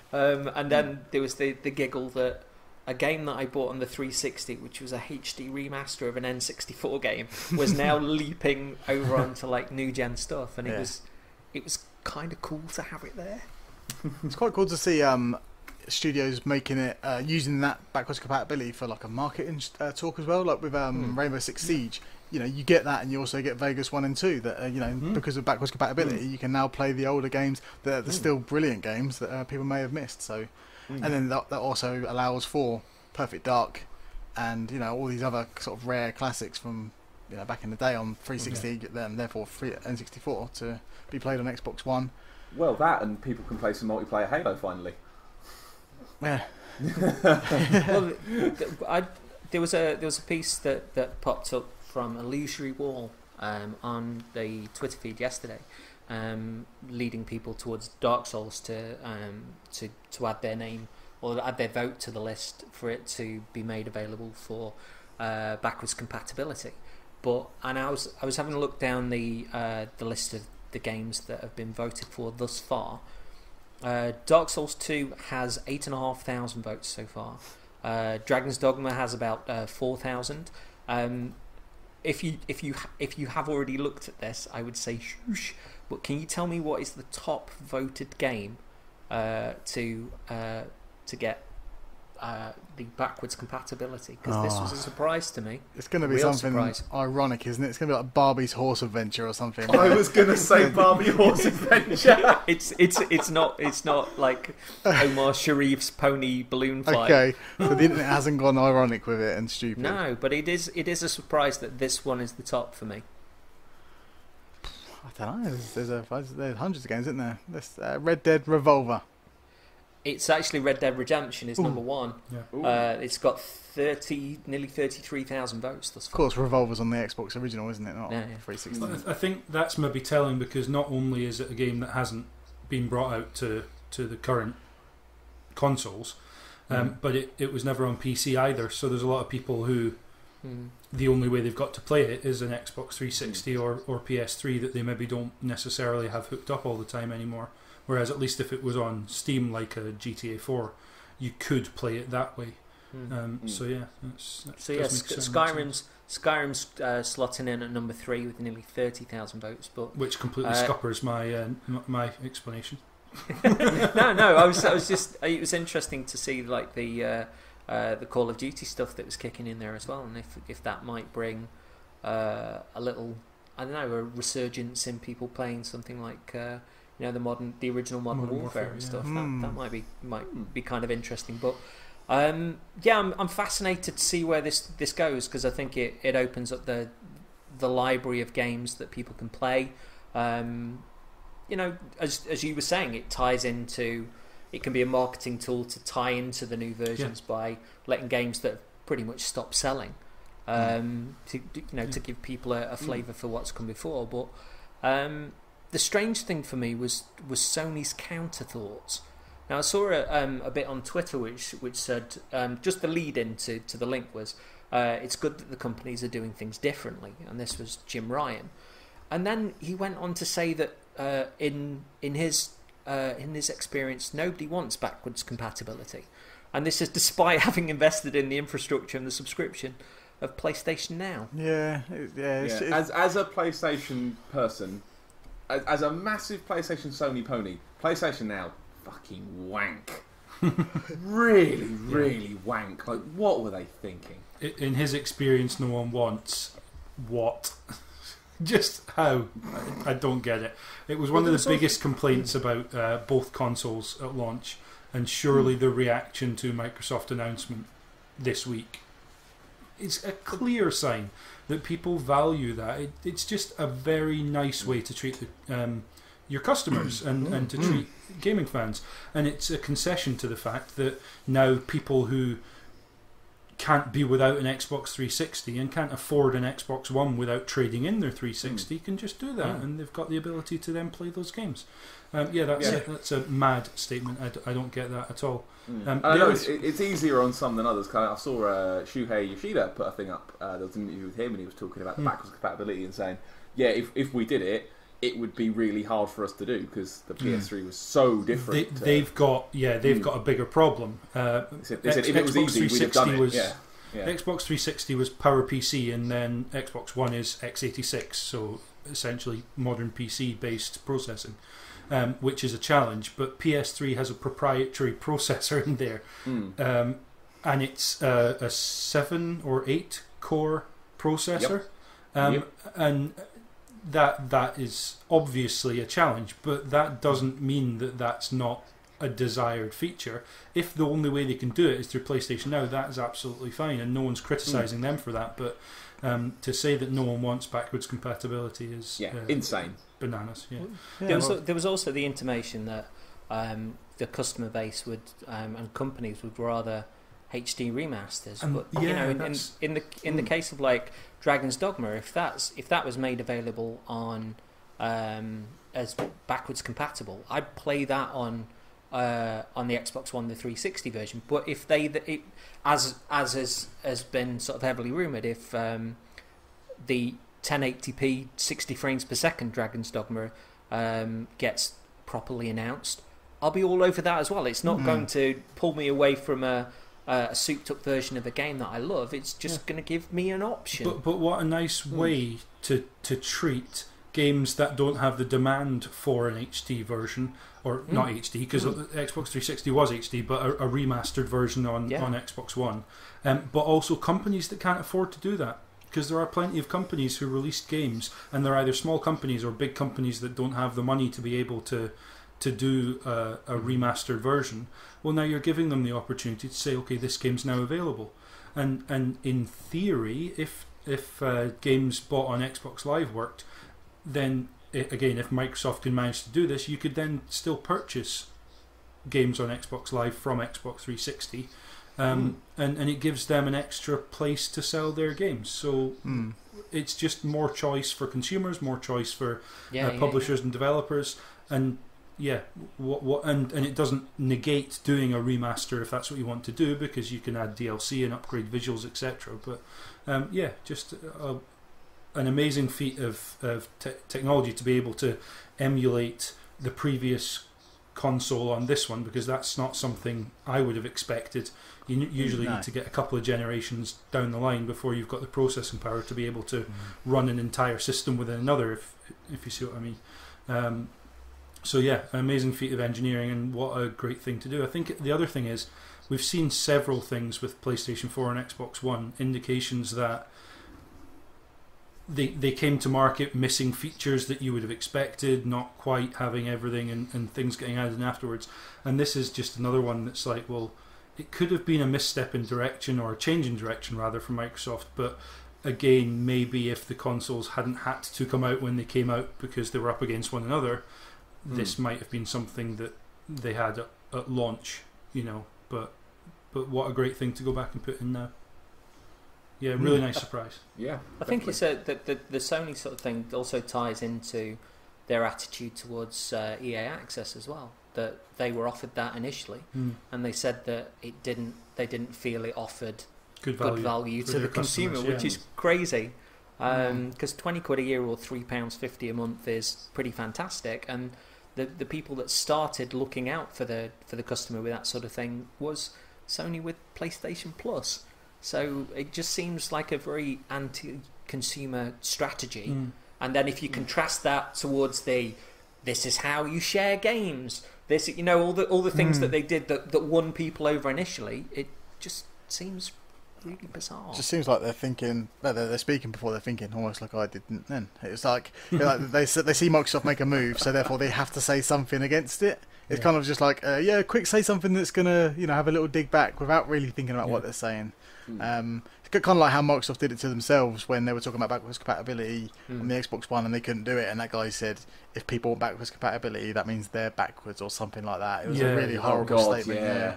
That was amongst the whole always online stuff where people were saying there is a console for those people who don't have an internet connection.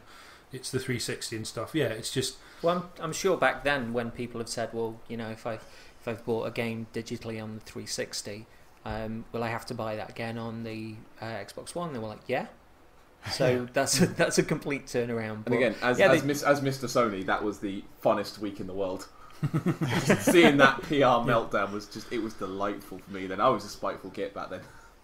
But it's just really strange to see the Jim Ryan stuff there when you got Adam Boyes was congratulating Microsoft on a really good show beforehand, and that in turn sort of really hyped me up for the Sony stuff. You've got Phil Spencer when Bloodborne had been really successful. He was saying how hard it is to move a new IP and congratulated Sony on the fantastic sales. And I like a classy relationship between the big two, and try and outdo one another with the games that you're bringing out, your creativity. You don't need to snipe knock the other guy down to do well yourself. Adam Boyes, Shuhei Yoshida and Phil Spencer particularly are names that come to mind.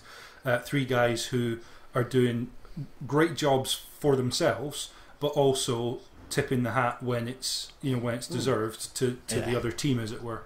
And why not have a friendly civil rivalry like that?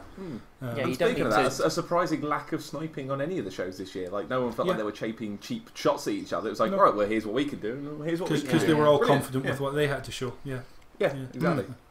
Cool. So next we had the Elite Controller, which no, I've got a little caveat here, and if you've listened to JoyPod, the E3 special, it threw me a loop there, and I thought, well, obviously it's not really for everyone. It's mod pads are generally sort of that expensive anyway, whether it be DualShock 4s or whatever. But JoyPod identified that that these pads were also amazing for disabled gamers. Yes. With the the paddles underneath and stuff, which is something that I hadn't considered at all. But I think it's pretty cool. The price is an instant sort of recoil from anyone. It's like, £100 for that pad, but I don't feel like they gave the new features enough justice for us to understand what the pad's all about. Like, I watched that the trailer for a pad, I guess, and it was like, it's got paddles on the back.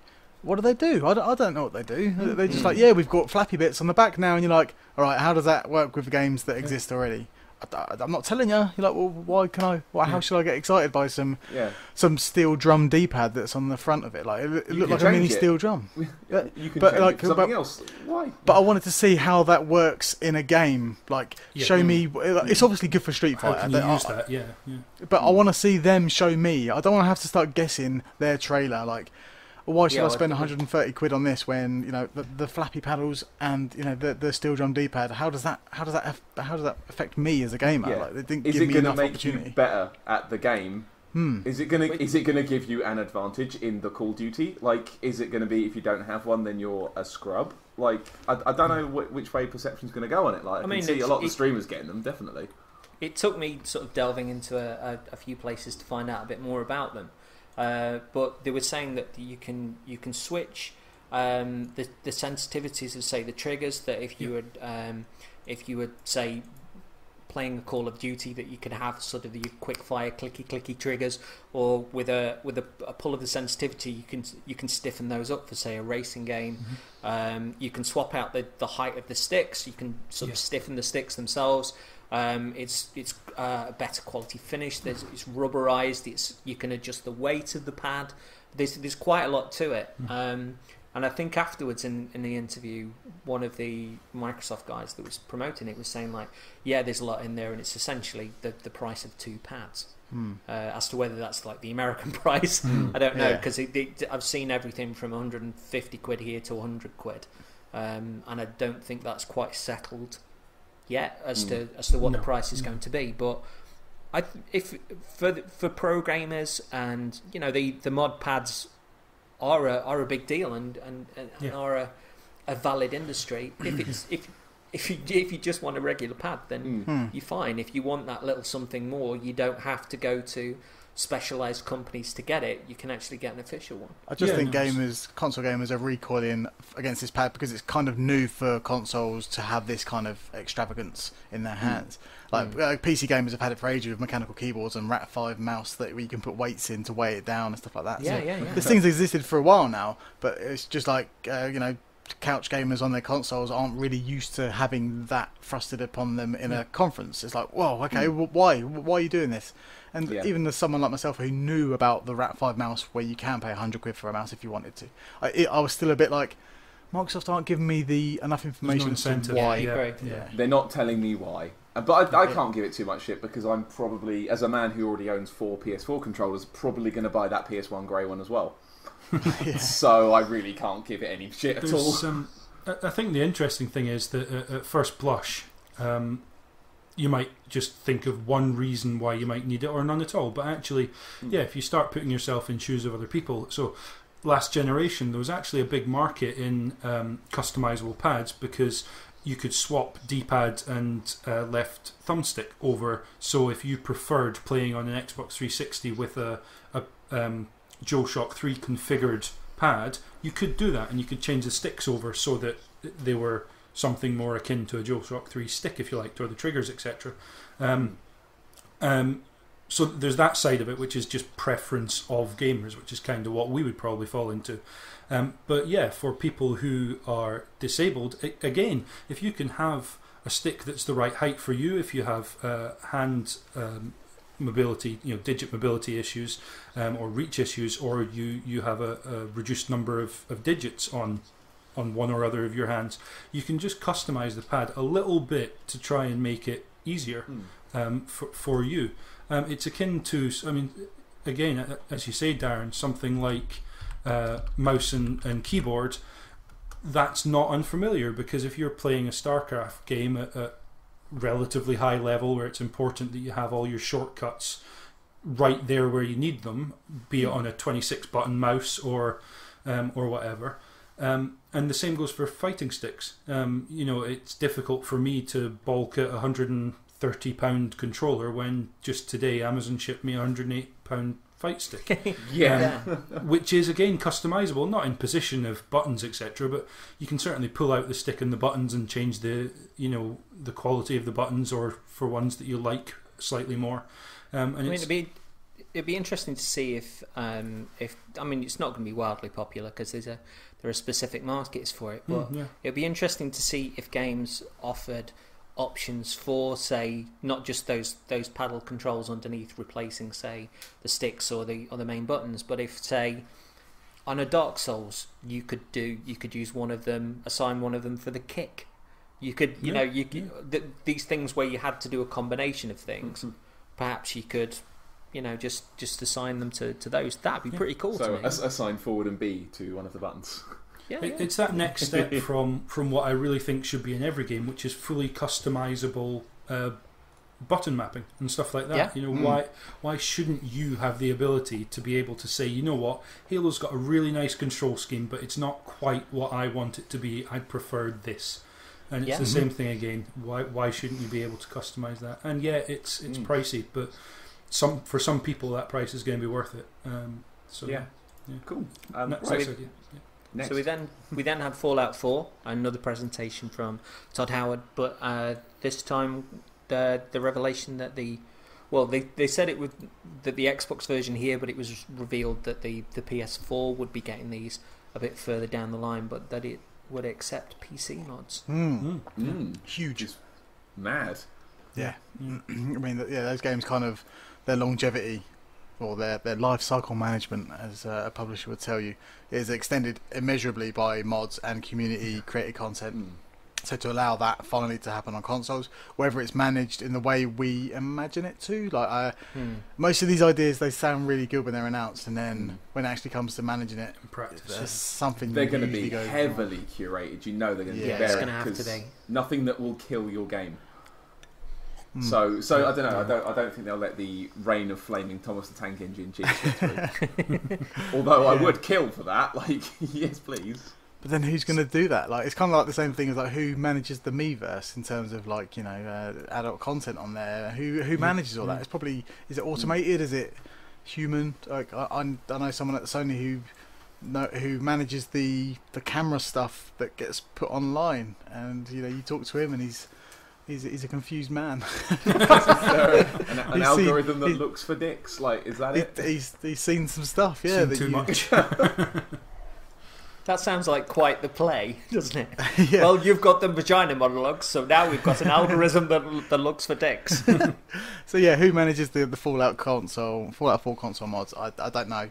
And it kind of seems like one of those ideas that's good on paper, but when it comes to execution, it kind of falls by the wayside. Yeah. I hope not, because that's where I will be playing Fallout 4, and hopefully I can get a mod where I can have the Benny Hill music in the background when it inevitably happens again. Because I'm going to have the 20 guys chasing me at one point. I can just feel it. And yeah, I'd like to have the music to go alongside it. So we then got EA Access, and they said that Titanfall would be joining the Vault, that Dragon Age Inquisition would be coming late summer, which is incredibly quick for that to be available on the service, and that for the rest of this week it's going to be the service is going to be free for Xbox Live Gold subscribers. That's pretty cool. Yeah, I forgot. It was really good to have it for free, and I saw the button on the dashboard, but I was playing Halo 3 at the time, so I completely forgot about it. Yeah, but EA Access sounds really good, and I'm just waiting for them to give me the game that I want, like maybe Need for Speed, like, or so. But Titanfall would have pulled me in if I hadn't got it already, because Titanfall's really good. But yeah, if they keep adding newer games to their EA Vault, I guess, then yeah, I'm more inclined to check it out one day. I mean, I'm tempted to dive into some of the sports stuff in particular. Like, I mean, I used to love, you know, the likes of your Kickoff and your Sensible World of Soccer years ago, but I'd never really clicked with a FIFA. So paying like 20 quid or, you know, going to CD Keys and getting that a little bit cheaper, and, you know, having that available to play and get into, doesn't matter if it's the older version, I'll be up for that. Plus, as somebody that genuinely hated Dragon Age Inquisition, I'd still quite like to pick up where I left off and see if I can get the measure of it. It's a game that I'd still like, but I've bounced off sort of quite viciously. But yeah, it seems that they're bringing some newer stuff in there as well, and I think the price is amazing. Yeah, but there's got to be something. There's got to be like a positive and a negative. Like, it sounds really good. What are the cons? Like, can you only have one game at a time, and you have to download a whole new game when you want to play it? Because I can't imagine you having 20 games on your Xbox for £4 a month. Yeah, that's as far as I'm aware, you can do that. You can have as much as you can fill up. And you know, once your subscription's gone, they're gone. That's right. You can't play them anymore. I don't know why we're not all doing it, because that sounds bonkers. Yeah, I'm kind of up for that. So. We then had Plants vs Zombies 2, which revealed that there would be couch co-op on this one. Did anybody play the original? Yeah, and it's something that I should have played. Because it was free last year, wasn't it, on PlayStation 4? Yeah, it was. And I downloaded it and promptly ignored it. Yeah, I haven't played either. Yeah, it's a shame, because it looks like Conker's Bad Fur Day. When they first shown it, I was like, this looks like Conker's Bad Fur Day's multiplayer. Like, it's like, you know, weird creatures fighting each other, zombies, you know, the Nazi teddies in Conker. It has that comical vibe, sense of humour. I was like, I should play this. And I played it for a few rounds. I was just like, it's just a standard shooter, but with instead of bullets, it's like cactus spikes and stuff. And I don't think it was enough of its own game to make me, to pull me in, because it just felt like another shooter. Whereas, and then the more bits we saw of it later as well, it's like it just started as a nice, weird puzzle game. Yeah. With little plants in a back garden for some reason, and now it's this kind of universe, and I don't know, it just feels a bit bloat now. Maybe that's just me. It feels like it's trying to parody a thing, but it's taking itself quite seriously now. I don't know. I'm not sure it necessarily is taking itself. Well, I didn't feel that anyway. It is as much as a giant superhero zombie can be taking itself seriously. I know. Yeah. Yeah, but I mean, like I think it was actually in the EA trailer rather than the Microsoft one. But a zombie calling a Titan from the sky is very clearly a joke. Oh. Mm. Yeah, there's something about the Garden Warfare games that just doesn't make me want to stay. No, that's fair enough. But what I would say is in a year where Splatoon has just come out, shooters that are made for kids and maybe steering away from the sort of more violent, serious warfare-based shooters that we've seen. Plants vs Zombies Garden Warfare was doing that, 18 months ago. I think that's one of those games that suits being on EA Access. Yeah. Like the first one really well. And I imagine that, the couch co-op tying into, perhaps the younger gamer playing it with their mum or the dad. Yes. That's exactly a real boon. Yeah. So then we had a car being lowered from the sky. I wish I'd said that on my friggin' E3 predictions. I'd written it down. I forgot to say it. Someone at some point will bring out a friggin' car. So yeah, Forza 6 certainly looks pretty. I'm not sure how it improves on Forza 5 in that regard, because I'm not a heavy car kind of person, but it was certainly, the rain effects were certainly really pretty, and it looked beautiful, but not my game, I guess. But from what I saw that was there, you can't fault what it does. Yeah, no, absolutely, spot on. I can only remember the car coming from the ceiling. That's the only thing I remember from that whole bit. There was a lot less celebrities in, especially EA and Ubisoft have been ones in the past where they've had a lot of kind of celebrities on stage, adding apparently glitz and glamour to it. But I'm never sure what those add to the game, as it were. And I'm sure for people who like FIFA, seeing a footballer, or people who like NFL, seeing football players out on there, and likewise for this, I'm sure for people who really like Forza games, it's probably there's a very close correlation there with people who really like cars, and so seeing the actual Ford on stage and then going into that kind of tour of the car in the I guess it's the garage mode, where you can kind of tune up and look at and design your car. I'm sure that offers something. I'm perfectly happy to see Forza 6. I don't know why I need to see a car dropped in from the sky. Cars can't talk. Because how can we forget last year they had some of the UFC guys on? I said, what was your strategy in that fight? And the guy was like, well, he was going to knock me out, so I decided I had to knock him out first. Yeah. Jesus Christ. I think with Forza 6, at least you can say that the marketing of the game seems to be tied heavily to the relaunch of that Ford car.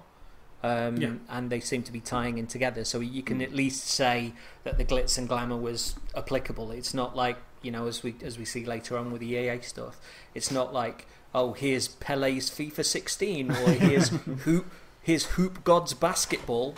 We'll get to Hoop God in a bit. Yeah.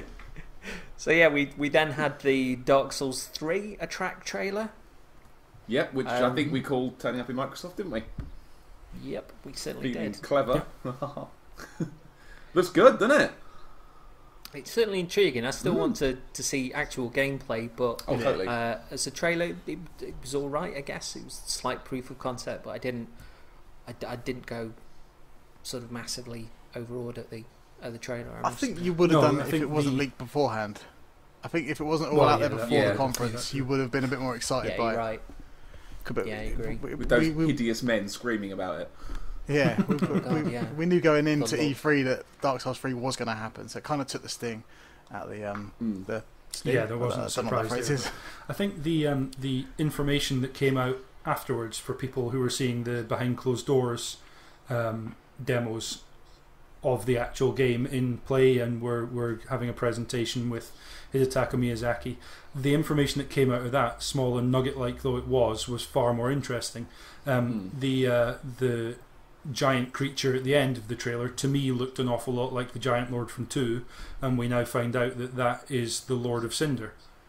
Or a Lord of Cinder. Or a Lord of Cinder, but nonetheless a name that's particularly pertinent for anyone who knows the Dark Souls series. Absolutely. So, I saw the manacle things on his arm, like the arm guards, thought they look a lot like Gwyn's, don't they? The same thing, I was like, ooh. The thing that I wondered today was that obviously you light the flame at the end of Dark Souls, so wouldn't it be interesting if the final Lord of Cinder was actually your character from the original Dark Souls? I don't know what you're talking about. Yeah, or indeed the character who took the place at the end of Dark Souls 2, and this is another step forward after that. Who knows where it's going to fit in, but... But that Giant Lord is not wearing full havels. I don't understand.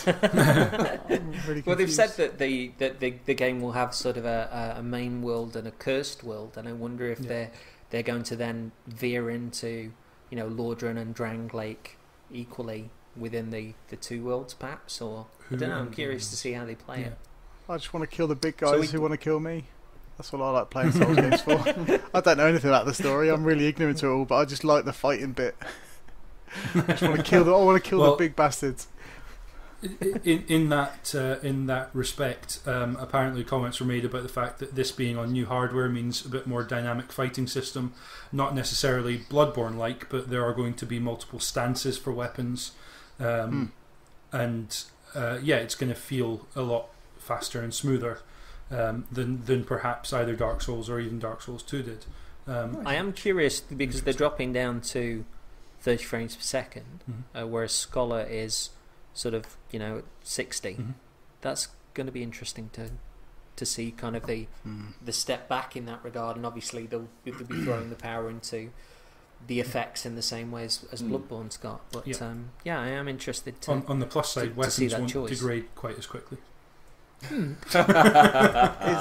Is it going to have a bridge or a flatland surface where the fire is going to ignite the whole area? Because I've played all of them so far, and that seems to happen in every single one. So hopefully they get. I thought you were going to say a dragon. A dragon on the bridge. A dragon or a flaming character. Apparently, the area being demoed behind closed doors is taking place upon the outer walls of a castle. If that's any help. There's a dragon which is going to set fire to everything. Which is, I really hope as well some glowing dickhead turns up to ruin your day as well. I hope they bring him let's back. have some more invasions. Yeah, definitely. They're like staples of the Dark Souls games. But I only realised the other day that perhaps an in joke at From is that in the original Dark Souls you've got an armoured boar, and I'd never thought of it like that. That it might be a piggy armoured core joke. Wow. But I don't know. The things that you think of in the bath. So we then had the Division, and that there would be an exclusive beta, and it was probably timed, let's say. It may not be. It may be that the beta only appears on Xbox, but either way, there's a lot of that going on this time around. Exclusive betas on different platforms. There was one thing that I saw today where the commenter said that it wouldn't surprise me if next E3 we're still seeing previews of the Division. I've seen it too much. It's been around for ages. Yeah, I mean, to be fair, I think this is the third E3 that we've seen anything of it, because the first time round it was kind of a multiplayer demo with the awkward Ubisoft scripted multiplayer voice chat going on. But the incredible dynamic police car door shutting as he went past it in cover. And then last year was the I think it was called the Invisible trailer, wasn't it? Oh yeah. Which was very sort of cinematic, I guess. We'll let you decide whether that's a positive or negative. And then this time around, apparently, I'm sure I've heard the game has basically by last year the reason it was essentially an in-engine or CG trailer was that it had been completely rebuilt. What they had originally had been scrapped, and it had just been pretty much retooled and rebuilt. I'm sure that's the case. I'm sure they Rainbow Six the hell out of this. And so this is kind of the first time we've actually seen what is now the gameplay for it. Still kinda with really awkward voice chat going on. Oh god, the voice chat just like stop. They need to stop. Stop yeah, talking they like need that. to stop. Because they kept calling the items loot as well. It's like either commit to the bit or don't. Yeah. Like either way. But I like the whole betrayal thing. That was kind of neat. That was good. I like that. Yeah. Any chance to be a bit of a dick, go, go on then. But it was the tiers as well, where they got their loot. They saw another group of enemies and decided not to take them on, the guys with flamethrowers, and then they deviated over to their loot drop point. Apparently, that's not a rescue point; it's just where you send your loot home. But anyway, it's a post box. And then you had one faction of 3 deciding to take out 2 that they'd met previously, and then obviously the sort of the next layer of betrayal after that as well. So multiple layers, multiple factions within factions almost seem to be possible. God, it's like Game of Thrones with guns. Multiple backstabbings. Yes. I'm sorry, CJ. We are going to fall out when we play this. I'm really sorry. It's a game that I've not really been that arsed with any of the showings thus far, but I kind of got the impression from this one that if you got a bunch of mates together, that you were having a laugh, and you were all online a la Destiny, that it might be the company that makes the game rather than the game itself. My query with that is, aren't there other games you'd rather play with friends, like perhaps a Destiny or something a bit more party or fun like, rather than the Division? But it depends what they do to kind of serve the audience, though, in that regard, as to how much there is to do, how much there is to keep you entertained. And I mean, you're looking at other stuff. What was it today? It was that really crappy monster gun game that's getting a second season pass. Oh, Evolve. Evolve, yeah. Really? Yeah, a second season pass.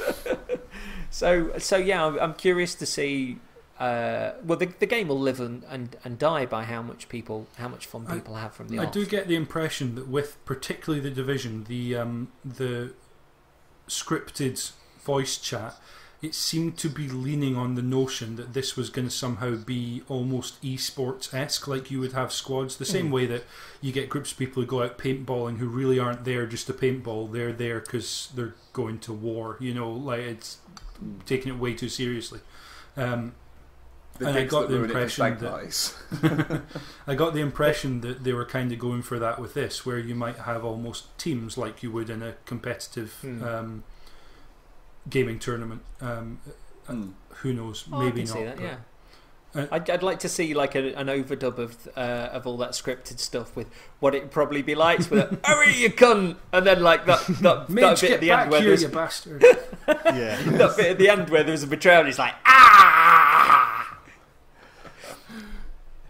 See that's the sort of overdub that someone should plug in there, right? Just that bit at the end, they're just kicking the troll, doing maybe some sort of crouching and teabagging or dancing. Oh man, put dance moves into it so you can betray somebody, and it'd be like sold. That'd be awesome. Game of the year. Wicked.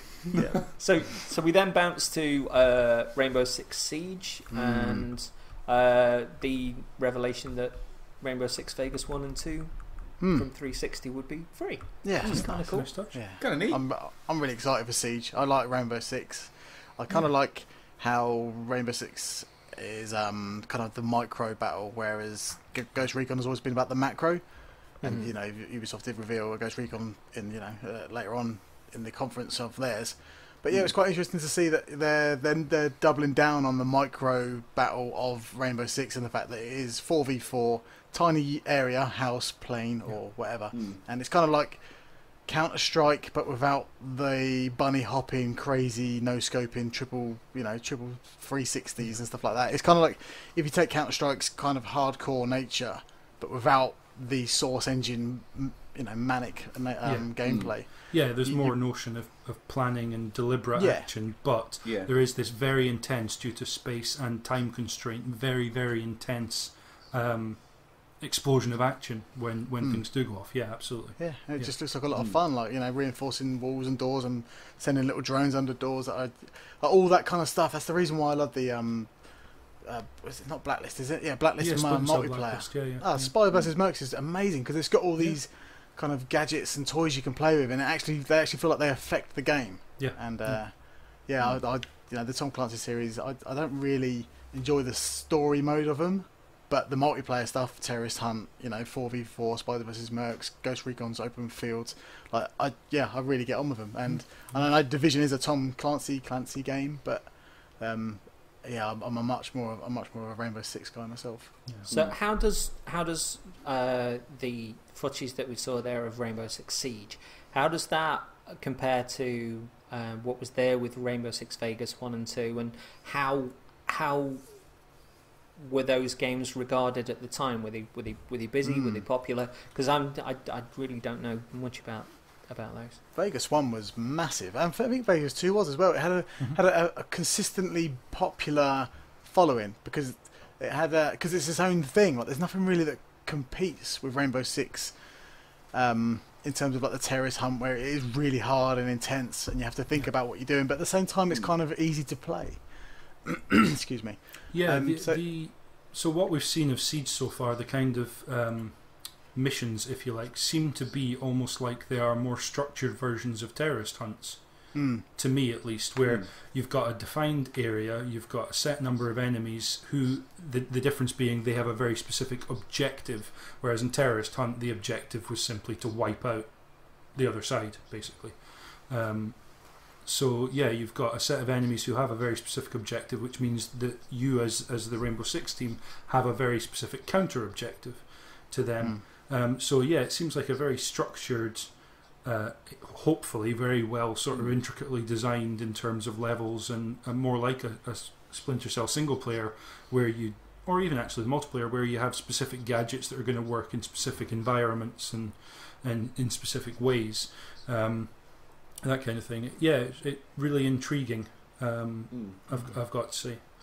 It looks like the kind of game that I'd be really bad at, but I'd love to watch people play from like above. I'd love to watch, like, just seeing them mill around and watching them kind of trying to work out where each other are. Like that. That's what I want to see, like a proper sort of top-down spectator mode. I'd love that. Kill for that.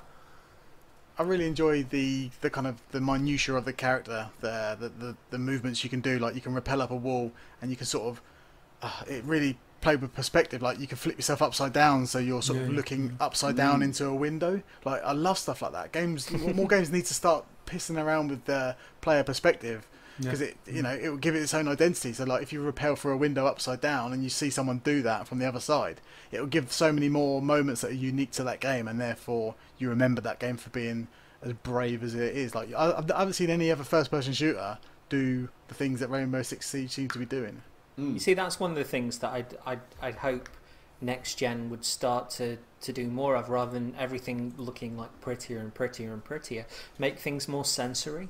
In that regard, and I mean, it's probably not a game that I'll play. I'll probably maybe have a look in on Twitch and see what goes on. There'll be tons of conversations around it, but definitely. So we then went to a gigantic free to play game. Looked really colourful. Remember really liking the visuals at the time, and I'll probably give this a go, I reckon. Does anybody? What were the thoughts? I thought it looked quite colourful, but like, it's trying to strive for that Team Fortress 2 vibe. And it didn't really excite me. But for a free-to-play thing, you will check it out just in case it does when you start playing it. Right? I wasn't really like thinking, I'm going to check that out, but when it comes out, I will probably have a look, because why not? And if it hooks me, then it does. But it's not something that I got particularly over. I was initially impressed by the way it looked, and then my interest dwindled quite significantly throughout the trailer.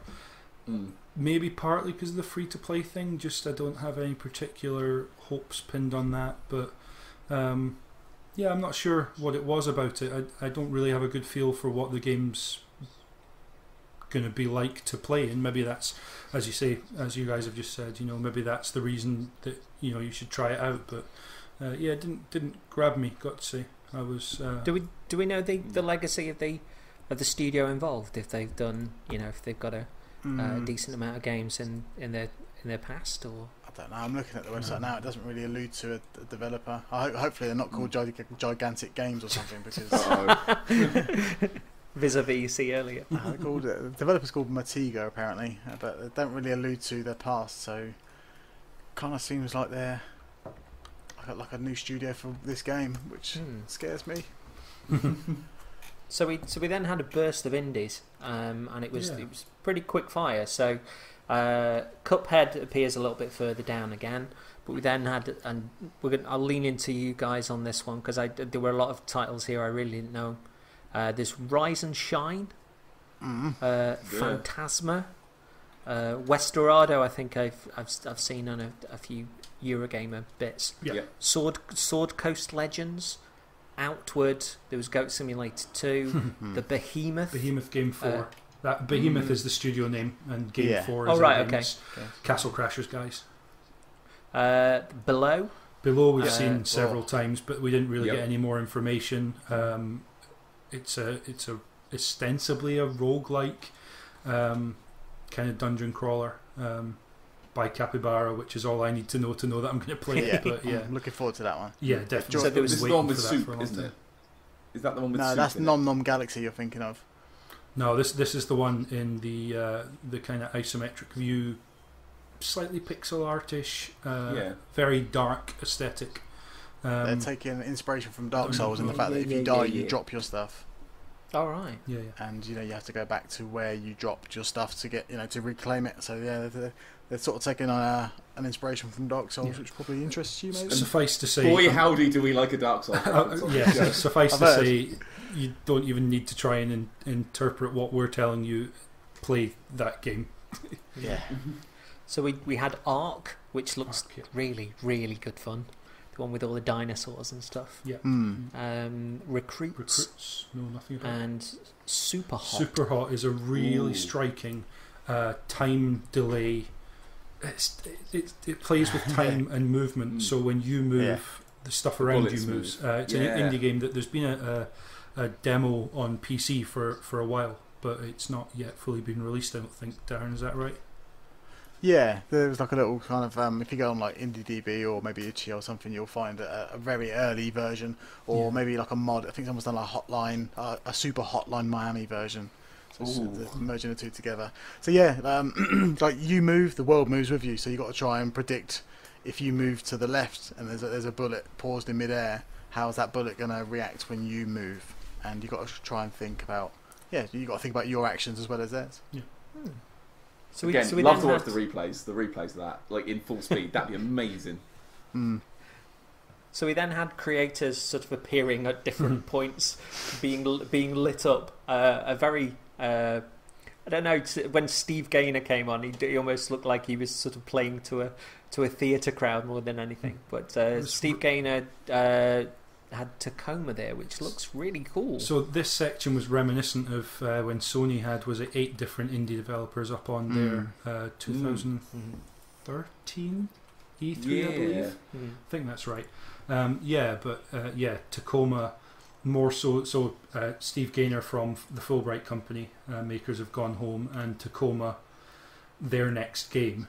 Which could loosely be thought of as Gone Home in Space, but actually I got, as soon as it came up on the screen, it's the first I've seen of it, a very strong Bioshock feel from it. Just in the way it looks as a game. It looks like that did the modded Unreal 2.5 engine for Bioshock. It had that kind of colourful Unreal look to it that not many other games kind of managed to pull off, and this had that kind of effect, but don't really know much about it. You are on a space station seemingly abandoned and exploring, much like you did in Gone Home, or indeed in Bioshock Minerva's Den, which Steve Gaynor was on that team. So, with regards to a potentially mischievous, shall we say, AI, it put me in mind of System Shock in that regard, but looking really clean and beautiful. And, I'm kind of up the for way that. it looks just absolutely spoke to me straight away, and I have faith in that team. So again, one of those where I kind of feel like I don't need to explain to anyone, but to say if you liked Gone Home at all, or Bioshock, particularly Bioshock 2 Minerva's Den, just play that game when it comes out. So we then had Ashen, which is by a New Zealand studio, and it looked a little bit Ico. Yeah. Oh yeah, this is the one without the characters that didn't seem to have faces, right? Yeah, That's right. Oh, yeah, that's seawheel right. at the end. Yeah. Mm. Yeah, I'm intrigued by that. It looks pretty interesting. Was that 2 players? Was that meant to be 2 people who were players and Difficult to therefore they tell, were I'm not sure, helping each other out in the cave, and then one of them got dragged away, and the other one got. The other one had to try and escape. lunged. Yeah. Yeah, it looked Yeah, really I interesting. I didn't know if that was maybe set up and that Yeah. your character would be out on their own. And the Yeah, that person might be they the were opening of with the or game loved where you end up on your own. Yeah, who knows? Yeah, I kind of interpreted that as like maybe it's like a journey thing where you bump into people Oh yeah, just yeah, that'd be naturally, neat. and then so if you walk into a cave, you're there, and then if you die, I might be sad, but I'm still alive, so I'll run off. Yeah, I don't know. I want to know more about that game because it looked visually interesting as well as a good premise. So then we had Beyond Eyes, which I don't remember at all. This is the one about a blind You girl. do remember. You do. It was the white one. Very white, Blinding white. young girl who is described as blind and Oh lots yeah, of yeah, I watercolour. really like that. Yeah, you did. Yeah, I There- did. there you Yeah. go. There you go. Oh my god, that looked, and the lady that was on stage as well seemed really passionate and Yeah. really wonderful. Yeah, I really loved this. I was surprised it didn't stick in my head more than that. But yeah, I'm up for that. That was gorgeous. Yeah, definitely. So then we bounce to Cuphead, which just looks Whoa. phenomenal. Cuphead, man. That looks like So joy. yeah, this went from that's a really interesting art style to, but look at what the game seems to be underneath it to me, because I'd heard obviously when again I think it was probably through 2013 it popped up on Microsoft's show, and it was just a tiny little clip of this kind of 30s 40s animation style, which grabbed attention, but then there were some rumours that the gameplay wasn't quite up to scratch from people who'd had the chance to get hands on with it in like the year following that or whenever they got the chance to see it. But this just looked like a really tough, tight platformer. This Well, if you look at the trailer that they released on this year's E3, it's every clip of Cuphead jumping around is a boss fight. So there's a strong suggestion that this game is literally boss fight Disney, old school Disney graphics. That it's just like boss fight after boss fight. Because the trailer, that's all it's showing. It's showing Cuphead versus a big thing that's spitting things back at it. Yeah. So we haven't really seen anything of like a traditional platformer. It just seems sure, that's fair. Yeah. like a I don't know. Yeah, Fight that really boss rush. Yeah, it really stuck in people's minds though, even on that initial showing, that people kind of saw that sort of early Disney Fleischer aesthetic and just went like, oh, and it even looks like a little bit blurred out, like the initial cell animation, but there's so clever. much character in there. I'm double up for this, I must admit. Yeah. Yeah, then the two guys, I think they were brothers who were making it, and they're on stage. They look like they're they want to get that game out there because it seems like they want to show more of it to the world who have been watching it for the last couple of years, thinking, what the hell is this game? Despite it looking amazing. Yeah. I think when you've got that curiosity, though, the appetite remains because people it's still on people's lips that they want to find out more and they want to get their hands on it. So then we had an Xbox preview. Elite Dangerous, The Long Dark, Daisy, and Ion. Yeah, so it's the early access model for console.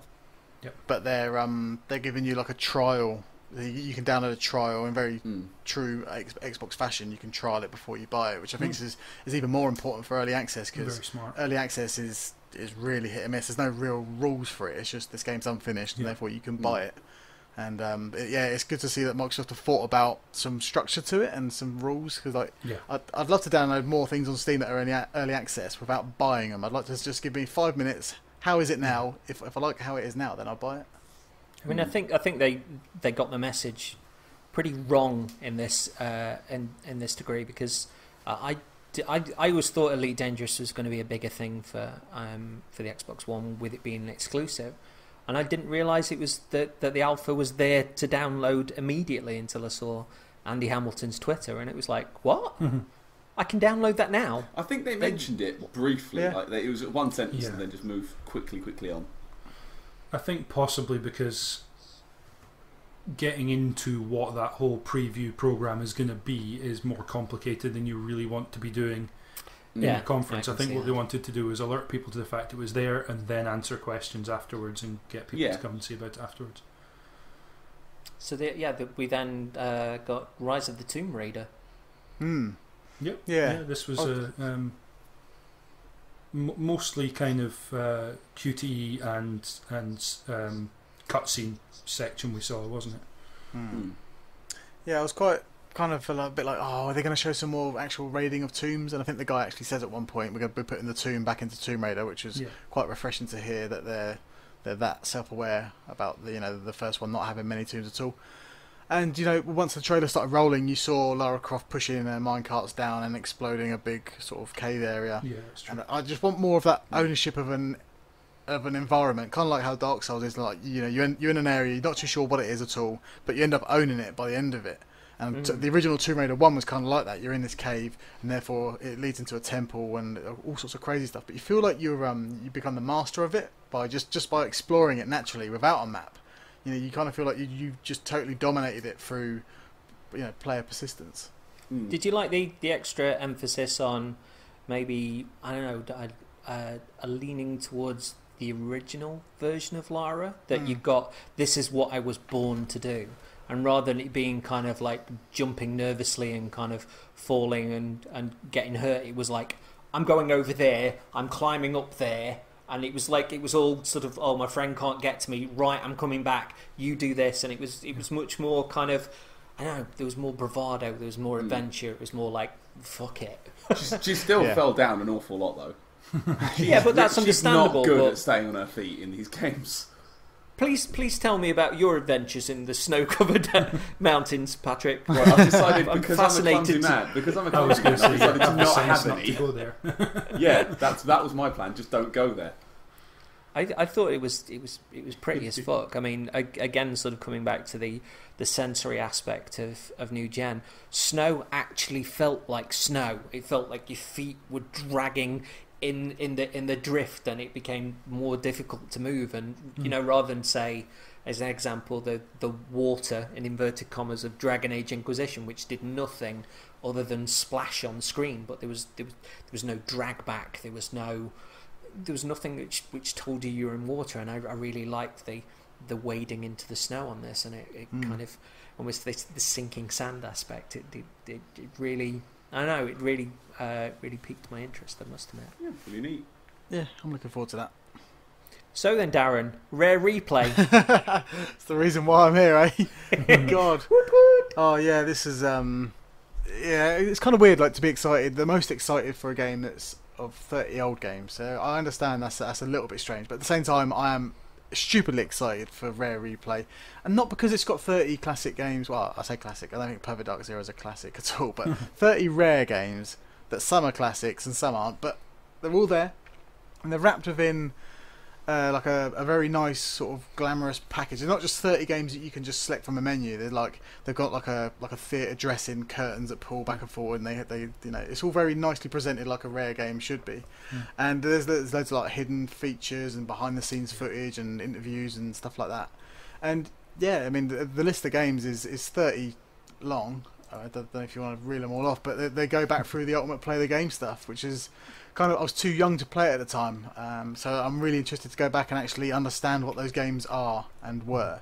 That's a big one for me, because I didn't expect those to be there, because I was sort of at the time thinking like, oh, I hope Jet Force Gemini's on there and stuff like that. But as a kid that had a Commodore 64, to see all these sort of early Spectrum classics, which then led into games that I really loved, like Head Over Heels and Batman, like the Bernie Drummond, John Rittman sort of isometric stuff like that.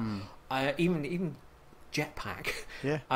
I'm really curious to play that. I love a legacy of games. Plus, they were saying that because the difficulty level is quite high in those games that there's now the ability, if you want, to rewind when you die. Yeah, so they've got like snapshots where it offers kind of like how the amiibo thing on the Wii U is. Like you put your amiibo on and you get to play 3 minutes of a certain section of Mario Bros. 3, for example. They're doing that, but you get to choose which one. So Battletoads is ridiculously hard. You can cheat your way through it if you want. You can put cheats on just there. They're out the gate. Just yet cheat if you want, or you can go through specific moments of the game that are kind of like peaks and troughs. So you can see like the racing bit in Battletoads that's stupidly hard, or you can go straight to the end and just see the ending if you want. So it's kind of like how Rock Band in my mind should be, in that you turn it on and you just get everything that you want, and it's all about options and choice. Like you shouldn't be held back. Yeah. 30 games for 20 quid though, and there's rumours of a hidden unreleased rare classic in there as well. I don't know who started that rumour, but that's pretty exciting all the same. Yeah, my mind just I can't stop thinking about it, and I noticed that Tim Stamper's been tweeting about this elusive Dream cartridge, which was Banjo-Kazooie before it was Banjo-Kazooie. It featured a guy called Edison, and he was like a human with a backpack, and it turned into Banjo-Kazooie. And he keeps tweeting about it, like, I've got this cartridge in my attic or whatever, and he puts googly eyes all over these cartridges, and there's one that says Dream on it. And he's been doing a series of tweets where he's capturing it in his house in a little box, and he's losing it in his garden and stuff. And this is that exciting. It's just like a weird kind of like a story of this Dream cartridge that fans like myself are gagging to play, but he's teasing us. I just got a feeling that you're gonna get to the end of so and so, or you're gonna hit a certain threshold in this rare replay, and it will just crop up in the corner of the screen like testy, and it'll just pop up, and then you click on it and it will take you to the beta version of Dream. And if they don't do that, then I'm Darren, if it comes out that like this 10,000 gamer score or whatever it was that was on the trailer, if it comes out that once you've hit that 10,000 gamer score that unlocked, is that the end of your life, your job, your marriage? That's it. Yeah, I could I might as well just end it then. But yeah, I am planning on nailing all of it. I want to. That's the plan. Whether I do or not is a different matter. But the kind of the good thing to take away from me, because I've already completed Perfect Dark on Perfect Agent, I don't really want to be doing that again anytime soon, because it's a bit of a nightmare. It feeds into those achievements that you've earned before. So Banjo-Kazooie, I've got all 200. It may have extra, but it will use the existing Xbox Live Arcade version. It'll kind of, the way they phrased it was, it'll pick up where you've left off. So if you've played Perfect Dark Zero before, those achievements will go straight into Rare Replay. Same as Cameo, Viva Pinata, Nuts and Bolts. So you can sort of, I don't know about the saves, I don't know if it cloud saves downloads, but definitely the achievement tracks are as you left it. Obviously, I think they might need to work on that, because I think there's an issue with the saves on Perfect Dark where it's not detecting your 360 saves currently. Oh right, okay, yeah. So that's in that case you could probably see the preview program and those your Banjo-Kazooies and your Perfect Darks as maybe a beta test for them to sort of iron those things out before the end of August and this kicks in. So again, that seems pretty sensible. Yeah, so for 30 games, I'm more excited about playing Blast Core again and Jet Force Gemini again, because I've tried to play those. Gemini. Yes, I've tried to play those two again on the N64 in recent days, and the frame rate's either rubbish or I can't really see it because the resolution's a bit poo. So it'd be good to see Blast Core in HD, and it might still be the hardest game in the world, but that won't stop me from ploughing through many buildings to find the end again. I love Blast Core. I can't believe you haven't mentioned Grabbed by the Ghoulies. Well, That disappoints me. That's the game that I worked on. I asked some of the guys, like, are you keeping the credits intact? And they're like, I think, this is a quote from him. I think he said, like, from the N64 days onwards, the credits are as they were. So if I can see You'll the get credits, another game credit. That'd be really nice. And I said to him, like, really selfishly, mate. Yeah, I was like, I'm really selfish here, but are the credits in Grabbed by the Ghoulies? Because I'm in that one. And he's like, yeah, I think they are. So yeah, Nice. that'd be nice. Do you guys want to know something really sad? I just got that. I've only ever seen it written down. I just got that. Grabbed by the Ghoulies. So what did you make of it then, Pat? Nice. No, that's how you want to do a collection right there. Like, Yeah. no dicking around with hit 30 quid for one remaster. No, fuck up 20 quid for all of that. Ridiculous. Yeah. Bonkers, Yeah, it's even amazing. tipping a little bit under that, and a lot of retailers have seen it going for about £18.50 thus far. Yeah. So And That's- here within a That's couple of how months. you do it. Yeah. Mm. Nice. Taking Awesome. the Sonic Mega Collection route, sort of, kind of. Hmm. Mm. And I I love think that the, thing. So yeah, brilliant. We've mentioned that Phil Spencer being now sort of head of Xbox, it feels nice to have a guy who puts games first, as opposed to business people who have other motives. And it may just be a coincidence, who knows? But it feels like this is just a really nice celebration of Rare, given people like Darren and people like yourself, CJ, who've been saying for years, would you please just use Rare? You've got Rare Yeah. there, and Yeah. they just haven't used them in the way that people hoped they would since they bought them over a decade ago now.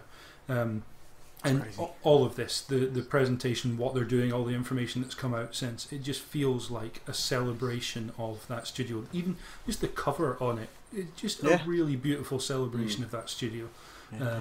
And It is yeah, the 30th anniversary of the company, so it kind Yeah. of all lines up. The backwards compatibilities Yeah. are there, and all kind of just lined up for a perfect little package. yeah. Mm. So this then leads into what I thought was amazing was Sea of Thieves. Mm. It looks tons of fun. Yeah, it's really exciting to see a new IP from Rare that isn't anything to do with Kinect or motion or anything. It looks like a proper game.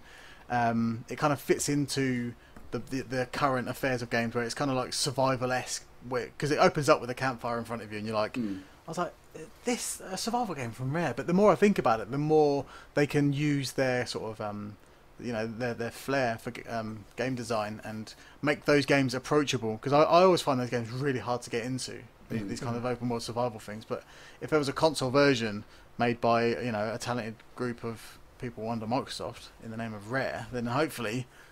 And it's pirates smashing boats into other pirate boats. It's just like that. The end of that trailer was brilliant. I was like, oh man, that's kind of what I wanted Assassin's Creed to be. If I can see you lot on a boat, like flinging cannonballs and smashing into me, that'd be wicked. It's the Well, you got- multiplayer Assassin's Creed Black Flag that we never got.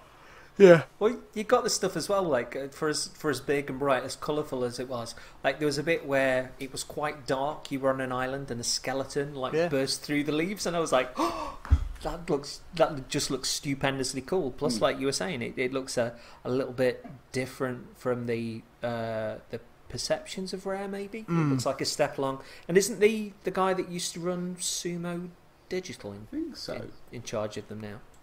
You know what? The looking into the personnel of Rare is sort of fell by the wayside. I noticed Greg Mayles is still there, so he's been there since SNES days, I'd guess. So, and he was one of the character names in the trailer called Grog Mayles. So I was like, okay, if Greg Mayles is on that team, it's going to be of a certain quality, because he doesn't mess around.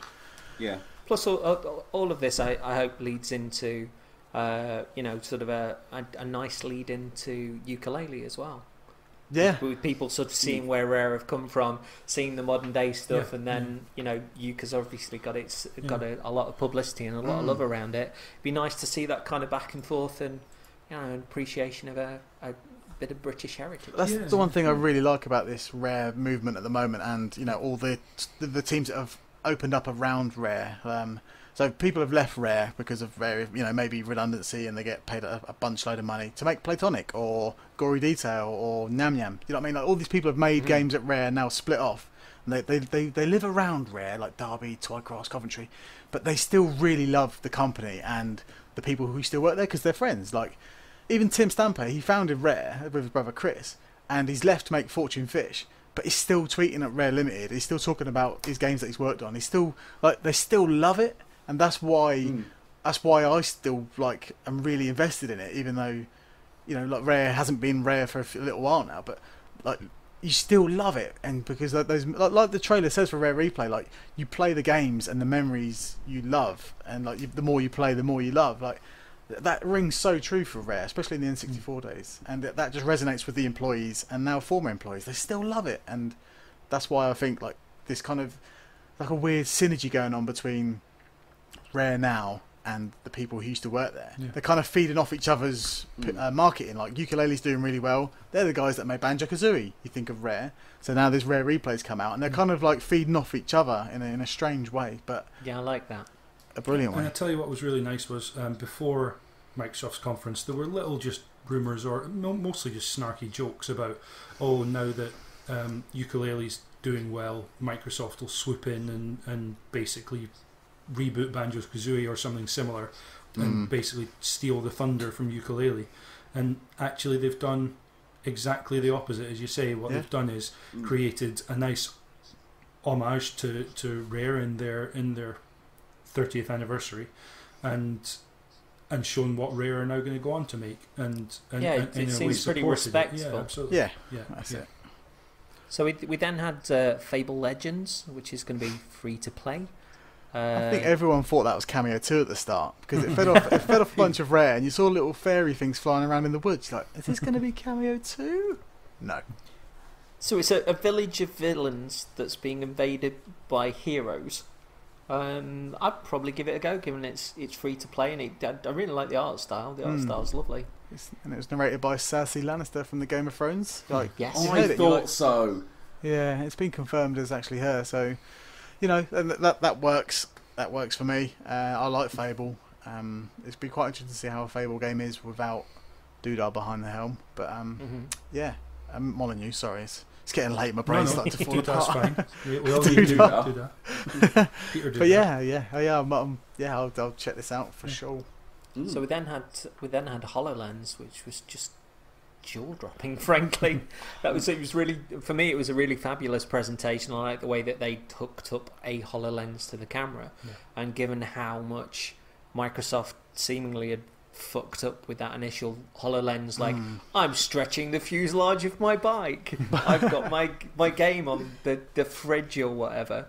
So I was in awe of that.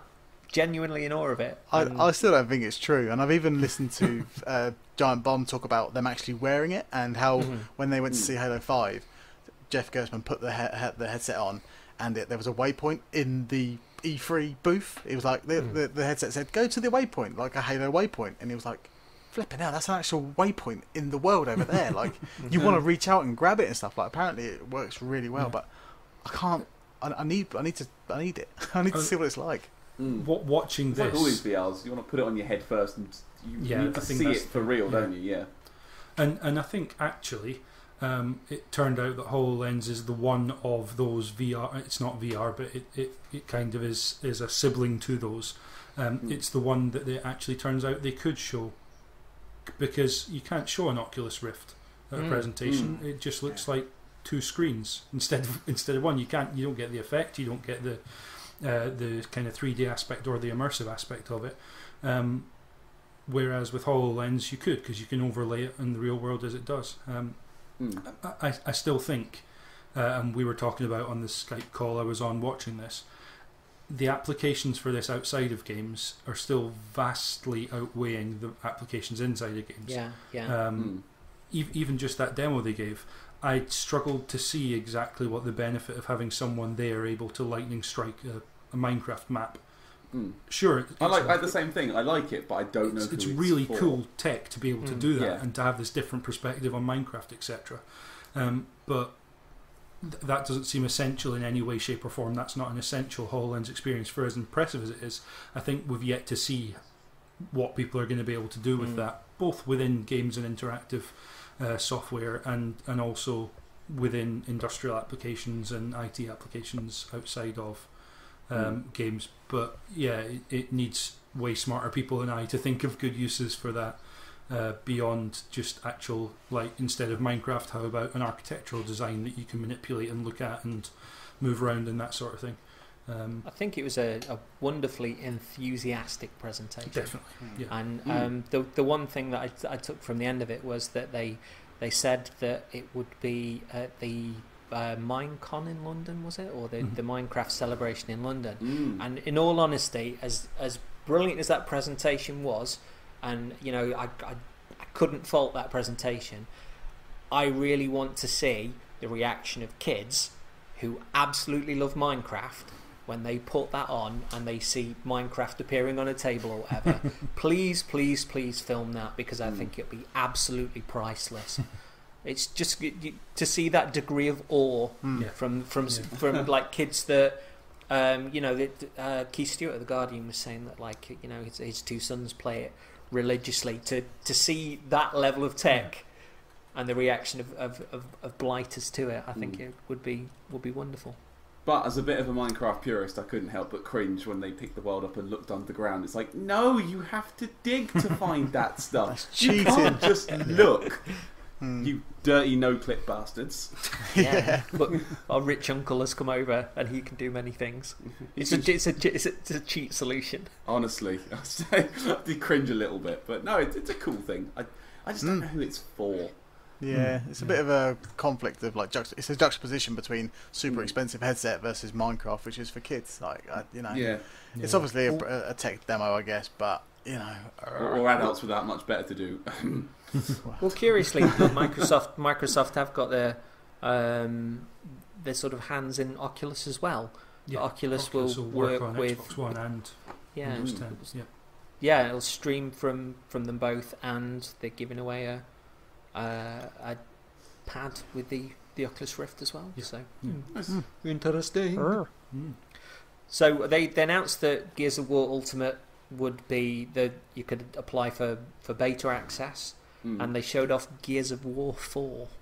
Yeah, I thought the Gears of War Ultimate thing was kind of funny. After an hour ago, they said, "Nah, we're not going to do remasters. You can buy your old games again, but here's just one remaster." I did chuckle. I chuckled a little bit at that. They didn't say they weren't. They going did. To do remasters. They totally did. They totally said something about we don't want to go the remaster route. We want to let you play your games as they are. They totally said something like that. To be fair, I mean, it looks nice. Don't get me wrong. It just made me chuckle. the engine that, say, Gears of War 3 ran on is a very different engine to what Gears of War 1 ran on. There's completely. a lot of extra bits and bobs on that make it look a heck of a lot better. Going back to Gears of War, it's difficult for me to remember just how visually incredible that seemed when I first played that on an HD TV. That was my first experience of HD gaming, basically. And yet, actually, to go back to it now with where they ended up taking it by Gears of War 3, there's a lot of that game that could be improved if they actually do more than just get it running on an Xbox One. If they actually, fiddle with lighting and it's a remake, not a remaster, isn't it? If I'm not somewhere between the two. They're not remaking the game like they are Final Fantasy VII, but yeah, I imagined from what little bit we saw of it, it seemed like maybe they're running this on the engine that Gears of War 3 ended up on.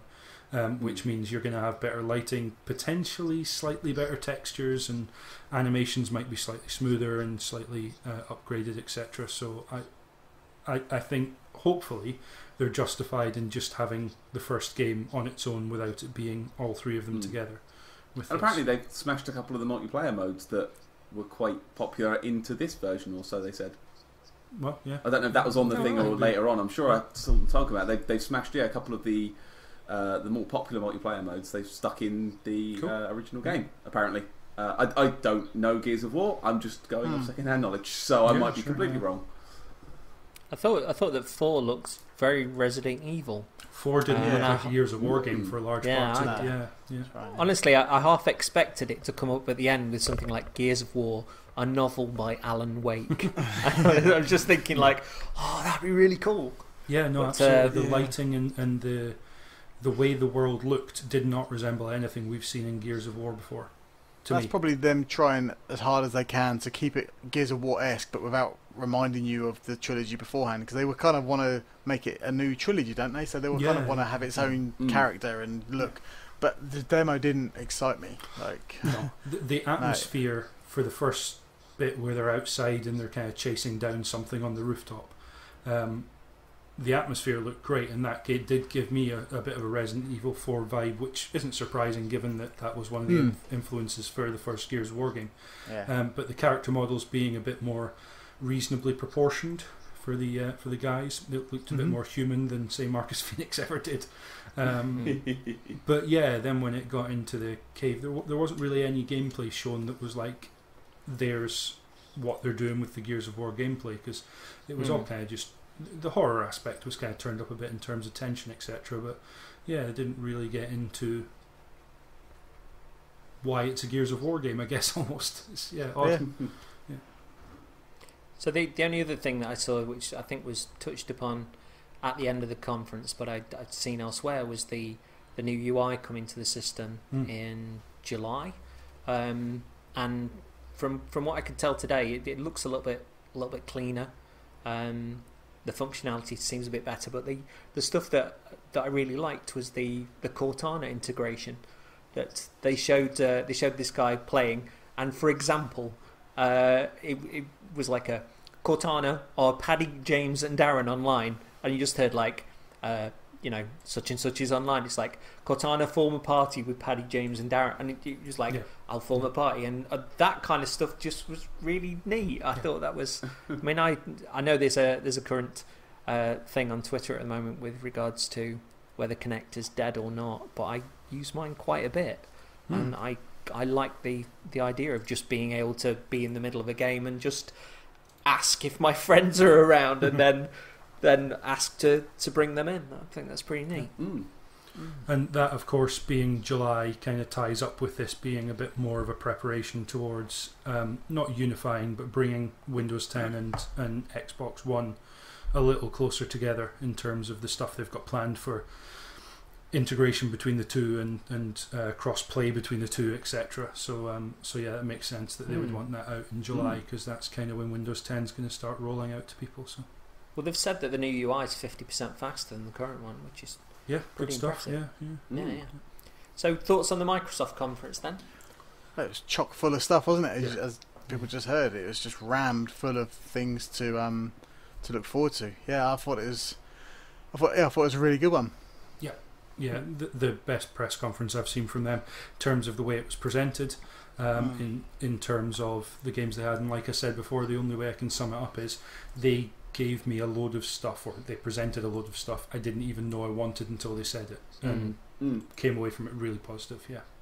Yeah, I can only echo that as well. Again, as a Sony person, I don't really often pay that much attention to them, but it's the best one I've ever seen them do, and a lot of what they showed is like, oh, that's interesting, and that's colours, and it's sort of building on what they did with the Sunset Overdrive. It's like, well, that's a PlayStation game. Why have they got that? It's that sort of thing. There's a few games like, oh, okay, like the Pirate one from Rare looks like that's my shit, man. Grab your mate Roger and go off for a jolly. Like, come on, Stuff like Recore. That's not a Microsoft game, to me, certainly last generation. But yeah. I think that the pace of the conference was superb as well. That they just gave you game. It didn't seem to sag in any place. Everything it just started and finished. And at the end of it, I was like, that was really good, and it got me really excited for the rest of E3. I was on cloud 9 at that point. So well done, Microsoft. A+. So yeah, the irony of the Electronic Arts conference, multiple nominee for the Twin Humanities 20 Minutes of Wanking Off award, was that there was a lot of guff thrown around about very little games. So I've got about seven listings here. So first up we've got Mass Effect Andromeda. Yeah, I mean, it's good. Mass Effect fans? I love Mass Effect. Specifically 2. I think 2 is the pinnacle of the trilogy so far. It's good to have a name to it. It's good to actually see it again, but we didn't really see much. Yeah. Well, wasn't it last year when they basically had developers in darkened rooms with a single light bulb being interrogated? This felt like, this whole conference, to me at least, felt like a minor step forward from that. There was a lot of this game exists and we'll actually show you some game this time, instead of people talking about a game. But look, we've modelled a shepherd and we made him turn around. We've only had a couple of months, please. I think please understand. Yeah. So two things I took away from Mass Effect. First of all, it's called Andromeda. It may be an entirely different galaxy, universe, whatever, from the original. We don't know how it's going to tie in, or whether it ties in, or whatever. They're definitely setting it distinct from the previous 3 games in some way. And the second thing is, it's great to have Mass Effect given a name, and it's great to have it there. I need to know more about it before I'm going to be getting that excited for Mass Effect again. It kind of felt like 1, 2 and 3, and that was a nice point to say not goodbye to Mass Effect, but feel like I needed a reason to go back to it, and just a name, and Shepard running, or a protagonist that looks rather Shepard-esque in N7 armor running up a hill. Didn't really. Yeah. Now, you see, my first Mass Effect is going to be the one that I picked up for a $5 the other day to play on my Xbox One. So I'm starting right at the very, very beginning of that. My favourite Mass Effect, still. Actually, in that regard, it'd be interesting to see if the backwards compatibility kind of ties in quite nicely to this. Yeah. That's another one. That's another game that's kind of the action RPG where it's not heavy enough for me to get confused and bored, and it's light enough, but it's got enough to keep you going through, like Deus Ex Human Revolution and Dishonored. It leans obviously more in the vein of RPG, but it's light enough that I really got on with the whole trilogy actually. Yeah, it's good. It's good. Right. Next. So we then had Need for Speed Chav, Cars Hot and Voracious. Oh my god, this was the worst. I thought it looked really pretty. No. It tied back into the original feel of the series. It may even race well. I'm not saying it's my bag, but I thought what was there looked lovely. That camera's camera mental, was bollocks. It's like, I hope you enjoy sliding around a corner and not seeing what's in front of you. It's like someone had tethered a camera to the back of the car and it was just rolling around behind it. Yeah. And then driven it through a box of Christmas lights. But I really like the Need for Speed series as a substitute for lack of burnout. I will play Need for Speed, Rivals, Most Wanted, Hot Pursuit, whatever. Apart from the Run, I didn't play the Run, but I'll play the Ghost games, Need for Speed games. I'll play the Criterion Need for Speed games because there's no burnout, and I will play this new one because there's no burnout. Would you remember last year when it was just like Criterion came up on screen and everybody just went, yeah, burnout, and then it was like you can race a hand glider or a bicycle or a skateboard, and then the 6 people who were left at Criterion said this was the game they always wanted to make. Yeah, and they did the interview in the pub. Yeah, we don't really have much footage, but here's a drawing we did. So I want to see Criterion's take of a pogo stick game where you can get on anything, pogo stick, and then watch the extreme pogo stick action. That game looks ridiculous, and I'm quite surprised we didn't see it this year, because last year they showed polys, like non-textured polys flying around and driving around. Kind of well, maybe they still don't know what they wanted to show it, but maybe they still don't know what it is. I don't think we're ever seeing it, to be honest. No. At this no, point. I think that's gone. It's a white elephant. I didn't even have a name. They just called it like Speed or something, didn't they? It was like cars and things go fast. Honest. So the one thing we haven't said about Need for Speed is FMV. God, yeah, that was odd. Really awkward FMV with people that are about as annoying as the ones that we saw in the Guitar Hero Live stuff. It's going to make or break this game. If it's not self-aware, if it's not like if it's really earnest and crap, it's going to be brilliant because of it. Like FMV games like what's that one in the Wild West called? Mad Dog McCree, that kind of stuff. Because the acting's never going to be of a quality acting standard. It's going to be subpar. It's going to be funny because it's so rubbish. I've got a horrible feeling they're going to take itself seriously. It's going to be really po-faced and they're going to talk about exhaust clamps or something. No. It needs to be more like Red Alert, where it is kind of tongue-in-cheekish, but it's kind of serious at the same time. It needs serious to but goof. Yeah. But otherwise, it's going to be an interesting development. FMV in games is just weird, isn't it? Like, I miss it. We then had Star Wars: The Old Republic with a few updates to the PC game, which. It's just like EA's version of Elder Scrolls Online. It's just like wooden men swing wooden swords at each other. I just MMO combat does nothing for me. It's just like, look at these men stand there and swing, and there's some colours, and then one of them falls down. Yeah, I think the problem I had with any footage we saw from MMO-esque games in these conferences is when you see the game in action, it's the lack of animations to the characters. They look like they're floating a couple of inches above the ground and stilted animations, and I understand that's the nature of the game, but it just puts a massive wedge between me and it. So yeah, this one had two brothers training to be Jedi, one of them wearing black and one of them wearing white, because that doesn't batter us over the head enough. But the irony is the one wearing white was the one that went a bit batshit. Yeah. Ooh. What a twist. And then some kind of Jedi or Sith warrior as half a face mask on, Phantom of the Opera style. It just seemed bizarre to me. So then the highlight of the EA conference, Einstein. the biggest surprise of the EA conference, a genuinely lovely man and a game that I really want to play, and that's Unravel. Yeah. Oh my god. Looks like the indie darling of 2015, that one. Like, considering the sheer amount of indie games that are being made and all good-looking ones, The this sheer one come out of amount nowhere. of yarn games being made as well. Yeah. Yeah. You know, But this it's- one, my first instinct was, oh, it's a yarn game, and why are they letting this lovely man who's clearly uncomfortable talk for this long? That needed And- to be half as long. You could see his hands going with it. It was quite endearing, actually. to It see. was, yeah. I really felt special for him. Don't get me yeah. wrong. He's clearly a guy who has made this wonderful game and wants nothing more than to put it out there and let other people love it as much as he does. But Yeah. I just felt for him why Yeah, they didn't have it's him. the same as Sean Murray from No Man from Hello Yeah, Games, isn't it? The first time he came out, he was just Yeah. just looking at the floor and kind of, here's my game.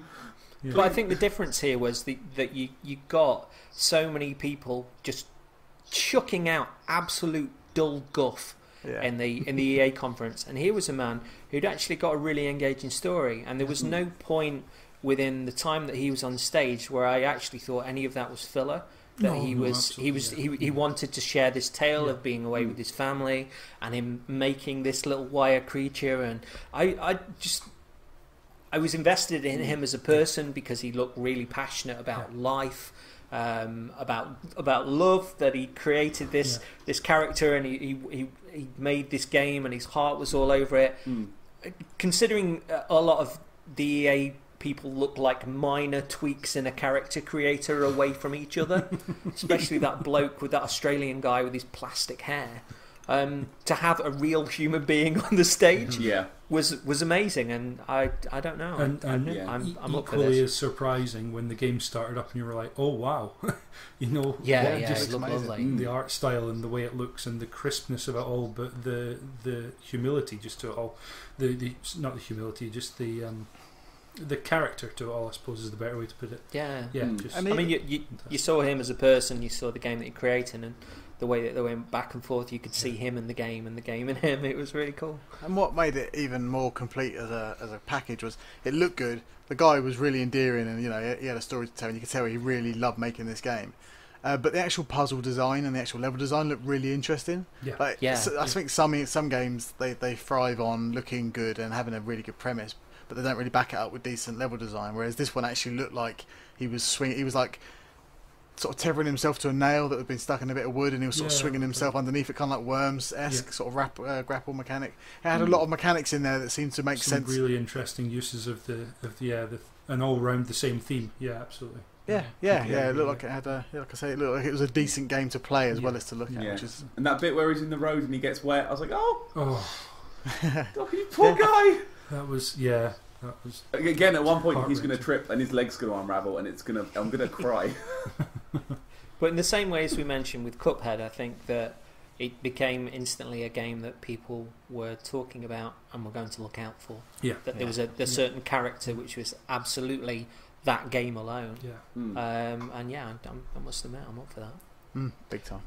So we then bounced to a few things that we've spoken about already. We've got Plants vs Zombies, Garden Warfare 2 again. What a tonal shift, by the way. I was going to say, the wow. transition. Oh. Like, here's this beautiful, wonderful game about love and yarn, and now here's a man in a zombie suit. Whee! It did. Oh God, that entrance! Christ.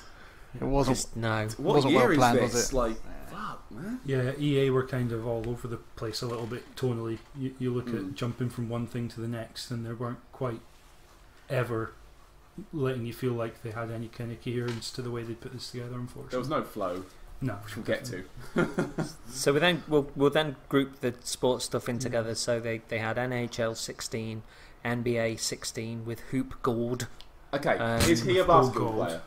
I don't know. I think he's the community manager, isn't he, Yeah. for the basketball stuff? Yeah. Is he? But it was rather funny Okay. to see him walk on stage and do kind of like quite a streetish kind of grab of knuckles and lean in with that sort of tall silver-haired man. Two people who, would never even look twice at one another if they'd seen each other outside of that conference. And the now classic line, damn, that looked just like me.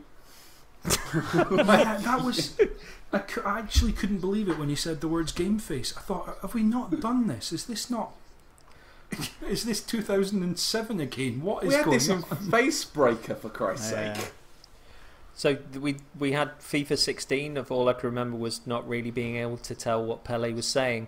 Also, they did an uncomfortable close-up of his eyeball that made it look like something that I'd shot in Destiny. At this point, I went to the toilet, made myself a sandwich, danced a jig, and then came back, and Pele was still talking.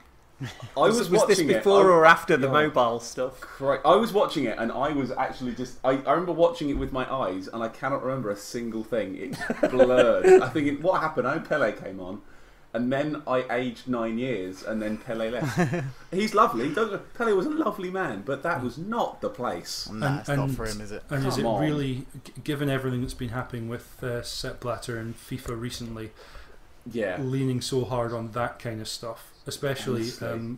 as a game was pointed out in the Skype call, with a man who has had some questionable activities in the past, regarding corruption, certainly levelled at him. Is that really the way to go when you could have lent on the fact that, and they did a little bit, that you're putting women's football into the game for the first time, and the Women's World Cup's going on right now, so there's a perfect way to introduce all that stuff. Yeah. Cross promo, and But as Leon Cox of Kane Events so aptly put on Twitter, Who? a lot of people, who? I have heard of them.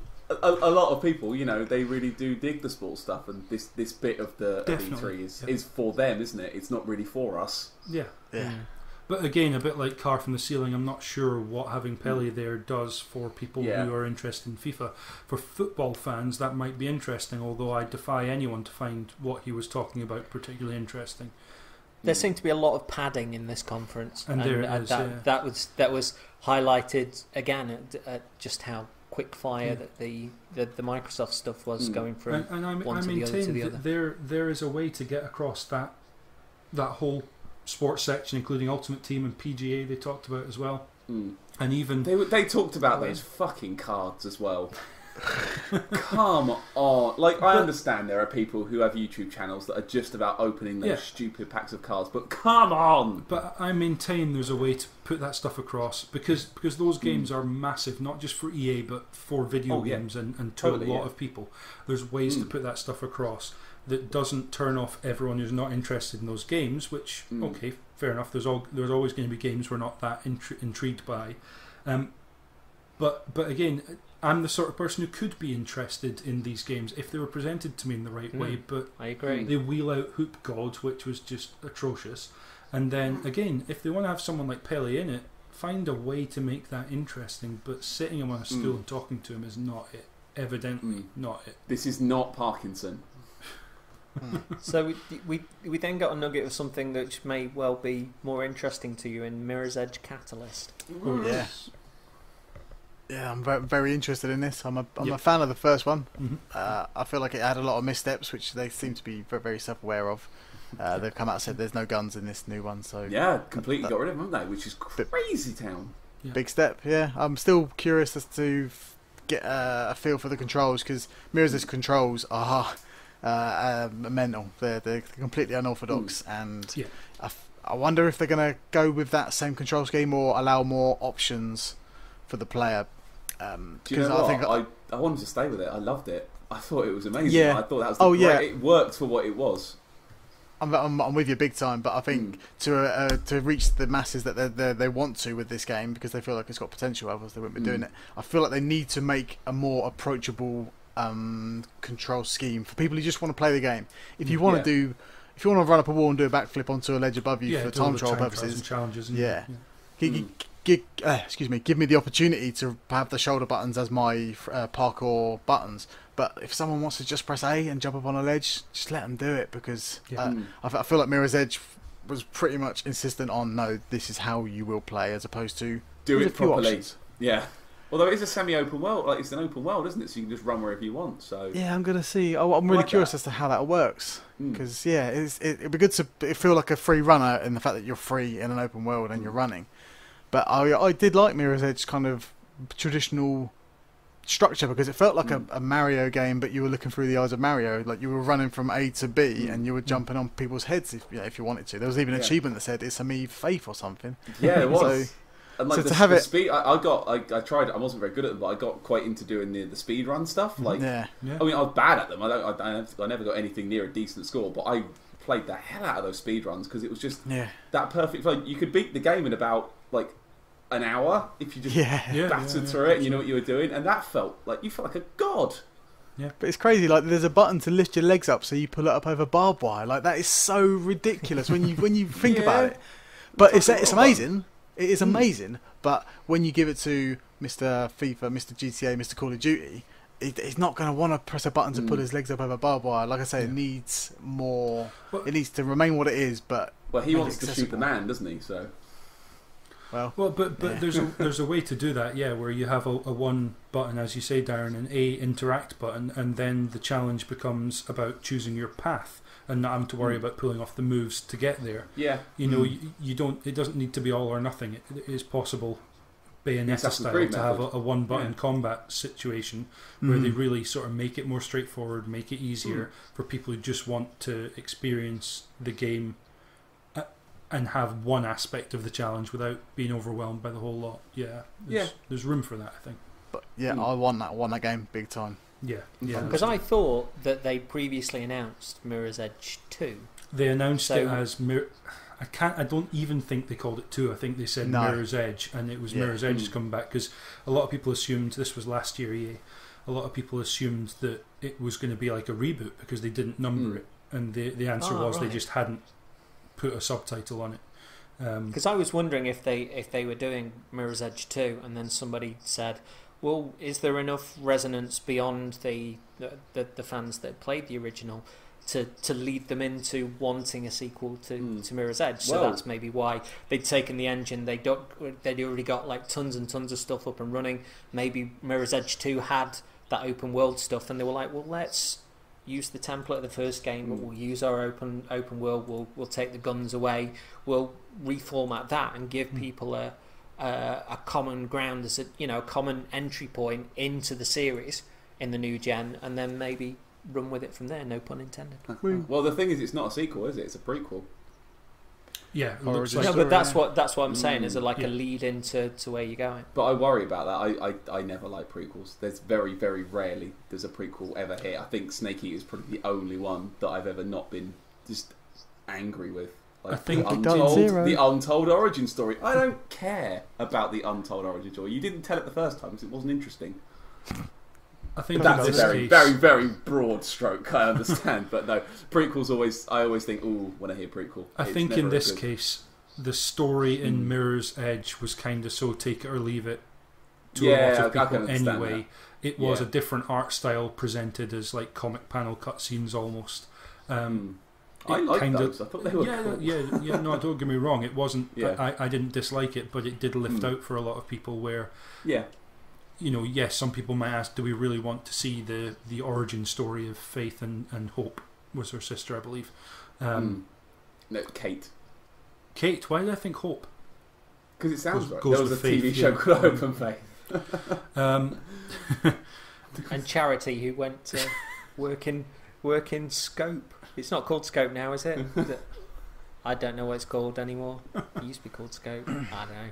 Anyway, so it's out in February, isn't it? It's quite sooner than I expected. I thought it'd be a way off. And there's these weird yellow pickup things in the area. I think that's more of a guidance rather than the red grabby things. I think they're doing both. So they red means the red paths, but but yellow things to sort of make you. I don't know what they do, but they seem to push you, kind of like the light in Left 4 Dead does. It kind of indicates that you want to go there as opposed to the red. Yeah, red's what you can mantle and yellow should be where you should be going. Yellow's maybe the direct route or whatever, which is smart. It allows people to explore if they want to explore, or just take the straight path through. I can't wait for that. Yep. So finally, we have Star Wars Battlefront. Honestly, this is another case of I can't believe this is real. I saw that played, and I was like, this is not how it's going to be when I play it. Like, it just looked too good, and I don't know if that's where games are going now. And stuff. Like, is that where games are going? I'm dead excited by this one. Like, the fact it's got the local split screen as well. Like, come on. Yes, please. You're not a multiplayer guy though. No, so but where does I want to play this with Laura. Tickle? I want to play it with Laura. Oh, okay. Yeah, because she, there's a bit of backstory here. She can perfectly roleplay a stormtrooper. Because we used to play Time Splitters together all the time. And do you know when you get the medals at the end, it says, most this, most that. She'd always get 2. It would be a pathetic shot, so she was absolutely awful at hitting anything, but she'd also get the headshot master. So when she did hit something, it was freaking deadly. So like she'd spray wildly, but every now and again a bullet would hit someone in the face. And that's pretty much what stormtroopers do. Yeah. And she was quite bad at team killing as well, which again, the numbers have proven stormtroopers are quite good at that too. So we're looking forward to playing Stormtrooper Simulator. It did look You good. see, Empire Strikes Back's one of my favourite films ever, but this didn't even entice a flicker of wow from me. Oh, no way. It looks pretty and there's lots in there. It just seemed a bit soulless. I mean, I'm not a multiplayer guy anyway, but when I was looking on, I was like, oh, it's fairly pretty. You're running along there. There's lots of shot. Oh, look, there's an AT-AT, and oh, look, it's Return of the Jedi. Mark Hamill coming in his black pajamas on a snow planet to fight things. Nah. Who gets to be that person? Who gets to be... that just seemed like fan service moment to me, because they didn't explain anything about what that is, how that works, whether someone gets to be that, or whether that's your airstrike that you call in Luke Skywalker to just dropping in from the sky. Yeah. I think it was the player that's doing gets a certain amount of kills fast, and I think on the early ones it was whoever's doing really, really well gets the chance to spawn in as a Jedi or as a hero. Like the old games, you could spawn in as Plo Koon or Ki-Adi Mundi, which is one of my favourite because he's got a big tall head. But then would they not kind of chuck him in like a coat or something that was applicable to Empire? Because at least on the Darth Vader moment, you had, Vader was down on Hoth and stuff, and when he turned up, most people kind of went, "Oh my god!" But when Luke turned up, it just seemed a little bit weird. It's because bad guys are cooler. Is that right? What? And the good guys wear pajamas? Well, Boba Fett's in it as well. It's like, okay, yep, yep, okay. Wear pajamas in the snow. You're an idiot. He's got the Force. He'll be fine. He's got Force pajamas. Yeah, that's one of the light side powers. Be a little bit warm sometimes. That is ready, Brick. Right, so that covers us for this episode. Thank you very much to James Carter and Darren Gargette for staying up incredibly late with us. We thought this might be kind of maybe an hour and a bit, but here we are at 12:51 a.m. after starting about 9:30. It's always the way, isn't it? These podcasts. Just tickling our 3-hour mark. Wow.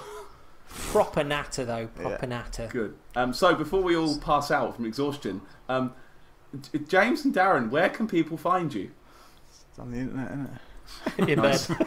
Not with each other, but if they love each other, I sanction that, absolutely. It's on the internet. Just type my name into Google and it will probably give you a picture of me. Darren, go to bed. Bye. I love you. Thank you very much as well, James. You can find us slightly more helpfully. You can find myself and Darren at caneandrinse.com, where we do, Darren does videos, I do the occasional article, but more importantly, ourselves and our cohorts release once weekly podcasts of the order of an hour and a half to 2 hours, covering different games each week, where we go fairly in depth on the game, our feelings on it, and community feelings on as well, and talk about development and how the game plays and memories of it and what we thought was good, bad, or otherwise. And you can also find on our feed a Sound of Play podcast, which is all about video game music and is released fortnightly. So do go there. There is something for everyone. If you don't like the game we do one week, chances are there will be another one coming up soon that is your cup of tea. Yes, indeed. Or coffee. Or coffee, quite right. Yeah. So next time we're going to dive into Ubisoft, Nintendo, and Square's and Sony's conferences. We're only half done, aren't we? We are only half done. Jesus Christ. We've only just begun. Kiss for luck and... Alright, good night.